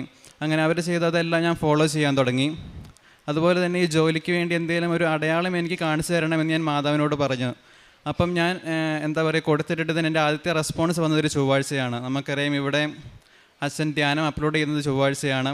പിന്നെ എൻ്റെ ആദ്യത്തെ ആപ്റ്റിറ്റ്യൂഡ് ടെസ്റ്റ് വന്നത് ചൊവ്വാഴ്ചയാണ്. എൻ്റെ ഇൻ്റർവ്യൂ നടന്ന ചൊവ്വാഴ്ചയാണ്. അങ്ങനെ എൻ്റെ ജോബായിട്ട് റിലേറ്റഡ് ആയിട്ടുള്ള എല്ലാ അപ്ഡേറ്റ്സും എനിക്ക് കിട്ടിക്കൊണ്ടിരുന്ന ചൊവ്വാഴ്ച ദിവസങ്ങളിലാണ്. അപ്പോൾ അതെനിക്ക് വലിയൊരു അടയാളമായിരുന്നു. അപ്പം ഞാൻ കുറച്ചുകൂടെ കൃപാസന മാതാവിനോട് പ്രാർത്ഥിക്കാൻ തുടങ്ങി. അപ്പം എനിക്ക് ആ ജോലി കിട്ടി. എന്താ പറയുക, എൻ്റെ ഫ്രണ്ട്സ്, എന്നെക്കാട്ടും നല്ല മാർക്കുള്ള, എന്നെക്കാട്ടും നല്ല ലാംഗ്വേജ് ഉള്ള എൻ്റെ കുറേ ഫ്രണ്ട്സ് ഉണ്ട്. പക്ഷേ അവർക്കൊന്നും എൻ്റെ അത്രയും ഈ ഒരു പാക്കേജിലോ ഞാൻ ചെയ്യുന്ന അത്രയും എൻ്റെ ഒരു വർക്ക് ലൈഫ് കൾച്ചർ എന്ന് പറയുന്നത് കുറച്ചുകൂടെ ഭയങ്കര ഈസിയാണ്, കൺവീനിയൻ്റ് ആണ്. ഒരു ഫിക്സ്ഡ് അവേഴ്സ് ഉണ്ട്. എനിക്ക് ഒരു 9 hours മാത്രം വർക്ക് ചെയ്താൽ മതി. പക്ഷേ ഞാൻ നോക്കുമ്പം എന്നെക്കാട്ടും മെറിറ്റുള്ള എത്രയോ പേര് എന്നെക്കാട്ടും സഫർ ചെയ്താണ് അവിടെ ബാംഗ്ലൂർ ജോലി ചെയ്യുന്നത്. ഇപ്പോൾ IT കമ്പനീസിലൊക്കെ വർക്ക് ചെയ്യുന്നവർക്ക് നമുക്കറിയാമോ, ഓൾമോസ്റ്റ് 20 hours ഒക്കെ കണ്ടിന്യൂസ് വർക്ക് ചെയ്യുന്നവരുണ്ടാകും. പക്ഷേ എനിക്ക് നോക്കുമ്പോൾ ഭയങ്കര കൺവീനിയൻ്റ് ആണ്. അപ്പോൾ എനിക്ക് മനസ്സിലായി, ഇത് എൻ്റെ മെറിറ്റ് കൊണ്ടല്ല, മാതാവിൻ്റെയും ഈശോയുടെ ഒരു അനുഗ്രഹം കൊണ്ടാണ് എനിക്കിത് കിട്ടിയതെന്ന് മനസ്സിലായി. അപ്പം എനിക്ക് കുറച്ചുകൂടി ഉടമ്പടിയിൽ എങ്ങനെ ജീവിക്കണമെന്ന് എനിക്ക് തോന്നി. ഞാൻ ജോലിക്ക് പോകുന്നതിന് മുമ്പ് തന്നെ ഇവിടെ വന്നു, ഞാൻ ഉടമ്പടി എടുത്തു. ഉടമ്പടി എടുത്തിട്ട് ഇവിടുത്തെ പേപ്പറൊക്കെ ആയിട്ടാണ് ഞാൻ ബാംഗ്ലൂർക്ക് ഞാൻ തിരിച്ചു പോയത്. അതാണ് എനിക്ക് കിട്ടിയ ആദ്യത്തെ അനുഗ്രഹം. രണ്ടാമതായി പെട്ടെന്നായിരുന്നു ജോലി കിട്ടിയത്. അപ്പം ഞാൻ അവിടുത്തെ റൂമൊക്കെ വെക്കേറ്റ് ചെയ്ത് പോകുന്നതാണ്. അപ്പോൾ ഞാൻ തിരിച്ച് വന്നപ്പോൾ ഞാൻ എൻ്റെ ഫ്രണ്ട്സിൻ്റെ കൂടെയാണ് ആദ്യം താമസിച്ചത്. അവർ 2 പേരായിരുന്നു. ഒരു 2 BHK 2 റൂമുള്ളൊരു അപ്പാർട്ട്മെൻറ്റാണ് അവരും എടുത്തത്. ഓരോ റൂമിലും ഓരോ ആൾക്കാർ, അത് ഒക്യുപ്പൈഡായി. ഞാൻ ആദ്യം ഹാളിലാണ് കിടന്നുകൊണ്ടിരുന്നത്. ഞാൻ പറഞ്ഞു ഞാൻ ഹാളിൽ കിടക്കുമെന്ന രീതിയിൽ ഞാൻ സമ്മതിച്ചു. പിന്നെ എൻ്റെ ജോലി ടൈം നോക്കുമ്പം ഓസ്ട്രേലിയൻ ബാങ്ക് ആയതുകൊണ്ട് ചിലപ്പോൾ രാവിലെ 2 മണി 3 മണിക്കൊക്കെ എൻ്റെ ജോലി തുടങ്ങും. അപ്പം എനിക്കെന്താ അത് കുറച്ച് ബുദ്ധിമുട്ടായി തുടങ്ങി. എന്താ പറയുക, ഉറക്കം അങ്ങോട്ട് ശരിയാവുന്നില്ല. പിന്നെ എല്ലാവരും ഒരുമിച്ച് നിൽക്കുമ്പോൾ അതിൻ്റെ ബഹളങ്ങളൊക്കെ ഉണ്ടാവും. അപ്പോൾ എനിക്കത് ശരിക്കും അഫക്റ്റ് ചെയ്യാൻ തുടങ്ങി. അപ്പോൾ എനിക്കൊരു ആഗ്രഹം ഉണ്ടായിരുന്നു, ഈ നിലവിലുള്ള അഗ്രിമെൻറ്റ് കഴിയുമ്പം എനിക്ക് ഒറ്റയ്ക്കൊരു റൂം, ഞാൻ ആദ്യം താമസിച്ചുകൊണ്ടിരുന്ന കോളേജിനടുത്താണ്, അതിന് തൊട്ടടുത്തൊരു പള്ളിയൊക്കെ ഉണ്ട്, എനിക്ക് ആ പള്ളിയോട് ചേർന്ന് എനിക്കൊരു റൂം വേണമെന്ന് എനിക്കൊരു ആഗ്രഹം ഉണ്ടായിരുന്നു. ഞാൻ ഒരു ഡേറ്റ് ഇട്ടു, August 15 മാതാവിൻ്റെ സ്വർഗ്ഗാരോഹണ തിരുനാളിന് മുമ്പായിട്ട് എനിക്കൊരു റൂം വേണം, ഇത്രയാണ് എനിക്ക് കൊടുക്കാൻ പറ്റുന്ന മാക്സിമം റെൻറ്റ് എന്നൊക്കെ ഞാനൊരു ഡെയിലി ബ്രെഡ് കൂടുമ്പം അച്ഛനിങ്ങനെ പറയുമായിരുന്നു, ഡോക്യുമെൻ്റ് സമർപ്പിച്ച് പ്രാർത്ഥിക്കണമെന്ന് അച്ഛനിങ്ങനെ പറയുമായിരുന്നു. അപ്പോൾ അത് പ്രകാരം ഞാനിങ്ങനെ ഡോക്യുമെൻ്റൊന്നുമില്ല, അഗ്രിമെൻ്റൊന്നുമില്ല. അപ്പോൾ ഞാനൊരു വൈറ്റ് പേപ്പറിൽ ഇങ്ങനെ എൻ്റെ കാര്യങ്ങൾ എഴുതിയിട്ടു. എന്നിട്ട് ഞാൻ മാതാവിൻ്റെ ഉപ്പ് ഞാൻ അതിലിട്ട് ഞാൻ പ്രാർത്ഥിക്കും. ഡെയിലി ബ്രെഡ് ഞാൻ അങ്ങനെയായിരുന്നു കൂടിക്കൊണ്ടിരുന്നത്. അപ്പം ഞാൻ അങ്ങനെ പ്രാർത്ഥിക്കാൻ തുടങ്ങി. ഒരു 2 ദിവസം കഴിഞ്ഞപ്പോൾ, ഒരു August 10 ഒക്കെ ആയപ്പോഴത്തേക്കും ഒരു റൂമിൻ്റെ അപ്പാർട്ട്മെൻറ്റിൻ്റെ ഓണർ എന്നെ വിളിച്ചു, ഇങ്ങനൊരു ഒഴിവുണ്ട്, വരാൻ റീലൊക്കേറ്റ് ചെയ്യാൻ താല്പര്യമുണ്ടോ എന്ന് ചോദിച്ചു. അപ്പോൾ അതെനിക്ക് കിട്ടി വലിയൊരു അനുഗ്രഹമായിരുന്നു. ഞാൻ ചോദിച്ച പോലെ തന്നെ പള്ളിയോട് ചേർന്ന് എനിക്കൊരു റൂം മാതാവ് തന്നു. മൂന്നാമതായിട്ട് ഞങ്ങൾ വീട്ടിലേക്കൊരു വണ്ടി നോക്കുന്നുണ്ടായിരുന്നു. അപ്പം കുറച്ചധിക കാലമായി ഞങ്ങൾ നോക്കുന്നു, പക്ഷേ ഒന്നും അങ്ങോട്ട് ഒത്തു വരുന്നില്ല. ഒരു സെക്കൻഡ് ഹാൻഡ് ആയിരുന്നു ഞങ്ങൾ നോക്കിക്കൊണ്ടിരുന്നത്. അപ്പം ഞങ്ങളൊരു ഏജൻറ്റ് ത്രൂ കോൺടാക്ട് ചെയ്തു. അപ്പം പല പല വണ്ടീസിൻ്റെ ഫോട്ടോസ് അയച്ചു തരും. അപ്പോൾ സെക്കൻഡ് ഹാൻഡ് ആകുമ്പോൾ നമുക്കറിയാം അതിൻ്റെ അവർ പറയുന്നത് ജെനുവിൻ ആണോ അല്ലയോ എന്ന് നമുക്കറിയില്ല. അപ്പം ഞങ്ങൾക്ക് ഇങ്ങനെ ഒരു ആഗ്രഹം ഉണ്ടായിരുന്നു, എന്തെങ്കിലും ഒരു അടയാളം, മാതാവിന് എന്തെങ്കിലും ഒരു അടയാളം കാണിച്ചു തരണം എന്നൊരു ആഗ്രഹം ഞങ്ങളുടെ മനസ്സിലുണ്ടായിരുന്നു. അതും ഞാൻ ഈ പറഞ്ഞ പോലെ ഡെയിലി ബ്രെഡിൽ ഞാനിങ്ങനെ എഴുതിയിട്ട് പ്രാർത്ഥിച്ചു. ഒരു ഇന്ന മോഡൽ വണ്ടി ഇത്ര കിലോമീറ്ററിനുള്ളിൽ എന്ന് ഞാനിങ്ങനെ ഡെയിലി ബ്രെഡിൽ ഞാൻ എഴുതിയിട്ട് പ്രാർത്ഥിച്ചു. അതും ഞാൻ ഉപ്പൊക്കെ ഇട്ടാണ് കൂടിക്കൊണ്ടിരുന്നത്. അപ്പോൾ അതുപോലെ ഞങ്ങൾക്കൊരു ദിവസം ഒരു ആഷ് സിൽവർ കളറിൽ മാതാവിൻ്റെ അതേ കളറിലൊരു വണ്ടീൻ്റെ ഒരു ഫോട്ടോ ഏജൻറ്റ് ഞങ്ങൾക്ക് അയച്ചു തന്നു. അപ്പം ഞങ്ങൾ അതുമായിട്ട് മുമ്പോട്ട് പോയി. ആ വണ്ടി മാതാവ് ഞങ്ങൾക്ക് നൽകി അനുഗ്രഹിച്ചു. പിന്നെ വർക്ക് ഫ്രം ഹോമിൻ്റെ കാര്യം ഞാൻ ചോദിച്ചായിരുന്നു. ഈ മാതാവിനോട് ഞാൻ ഡെയിലി ബ്രെഡിൽ അത് ഞാൻ എഴുതിയിട്ടു. ഈ നൈറ്റ് ഷിഫ്റ്റൊക്കെ വരുന്നത് കൊണ്ട് എനിക്ക് രാവിലെ 2 മണി 3 മണി അപ്പം ബാംഗ്ലൂരിൽ നിന്ന് ഓഫീസിലേക്ക് പോകുമ്പം എനിക്ക് നേരത്തെ എണീക്കണം. അങ്ങനെ കുറച്ച് എൻ്റെ ഉറക്കം അങ്ങോട്ട് ശരിയാവുന്നില്ലായിരുന്നു. ഹെൽത്ത് ഇഷ്യൂസൊക്കെ ചെറിയ രീതിയിലുണ്ടായിരുന്നു. അപ്പം ഞാൻ എന്ത് ചെയ്തു, മാധവനോട് ഇങ്ങനെ ചോദിച്ചു, വർക്ക് ഫ്രം ഹോം ആണെങ്കിൽ എനിക്ക് വീട്ടിൽ നിന്ന് വർക്ക് ചെയ്താൽ മതി, ഇത്രയും ബുദ്ധിമുട്ടുണ്ടാവില്ല. അത് ഞാനിങ്ങനെ മാധവനോട് ഇങ്ങനെ ചോദിച്ചു. ഡെയിലി ബ്രെഡിൽ ഞാൻ എഴുതിയിട്ടു, ഉപ്പിട്ട് പ്രാർത്ഥിച്ചു. അത് പ്രകാരം, കാരണം എൻ്റെ ഓഫീസിൽ എൻ്റെ ഡിപ്പാർട്ട്മെൻറ്റ് ഒഴികെ ബാക്കി എല്ലാ ഡിപ്പാർട്ട്മെൻറ്റിനും വർക്ക് ഫ്രം ഹോം ഉണ്ട്. ഞങ്ങളുടെ ഡിപ്പാർട്ട്മെൻറ്റിന് മാത്രമാണ് ഇല്ലാത്തത്. അപ്പം ഞാനത് ഡെയിലി ബ്രെഡിൽ പ്രാർത്ഥിച്ചതിൻ്റെ ഭാഗമായിട്ട് അതും മാതാവ് എനിക്ക് നൽകി അനുഗ്രഹിച്ചു. എനിക്കിപ്പോൾ ഓഫീസിൽ പകുതി ദിവസം പോയാൽ മതി. ഒരു മാസത്തിൽ 20 വർക്കിംഗ് ഡേയ്സ് ഉണ്ടെങ്കിൽ എനിക്ക് 10 ദിവസം മാത്രം അവിടെ നിന്നാൽ മതി. ബാക്കി 10 ദിവസം എനിക്ക് വീട്ടിൽ വരാം. പിന്നെ പ്രേക്ഷിത പ്രവർത്തനമായിട്ട് ഇവിടുന്ന് കിട്ടുന്ന പത്രം, ബാംഗ്ലൂരാണെങ്കിൽ ഞാൻ അവിടുത്തെ പള്ളികളിലൊക്കെ പോയി എനിക്ക് കിട്ടിയ അനുഗ്രഹം പറഞ്ഞ് ഞാൻ അവിടെ കൊടുക്കുമായിരുന്നു. നാട്ടിലാണെങ്കിൽ ഇവിടുത്തെ അങ്ങാടികളിലൊക്കെ പോയിട്ട് ഞാൻ ആൾക്കാരോട് ഇതിനെപ്പറ്റി പറഞ്ഞ് ഞാൻ പേപ്പർ കൊടുത്തുകൊണ്ടിരുന്നു. പിന്നെ കാരുണ്യ പ്രവൃത്തിയായിട്ട്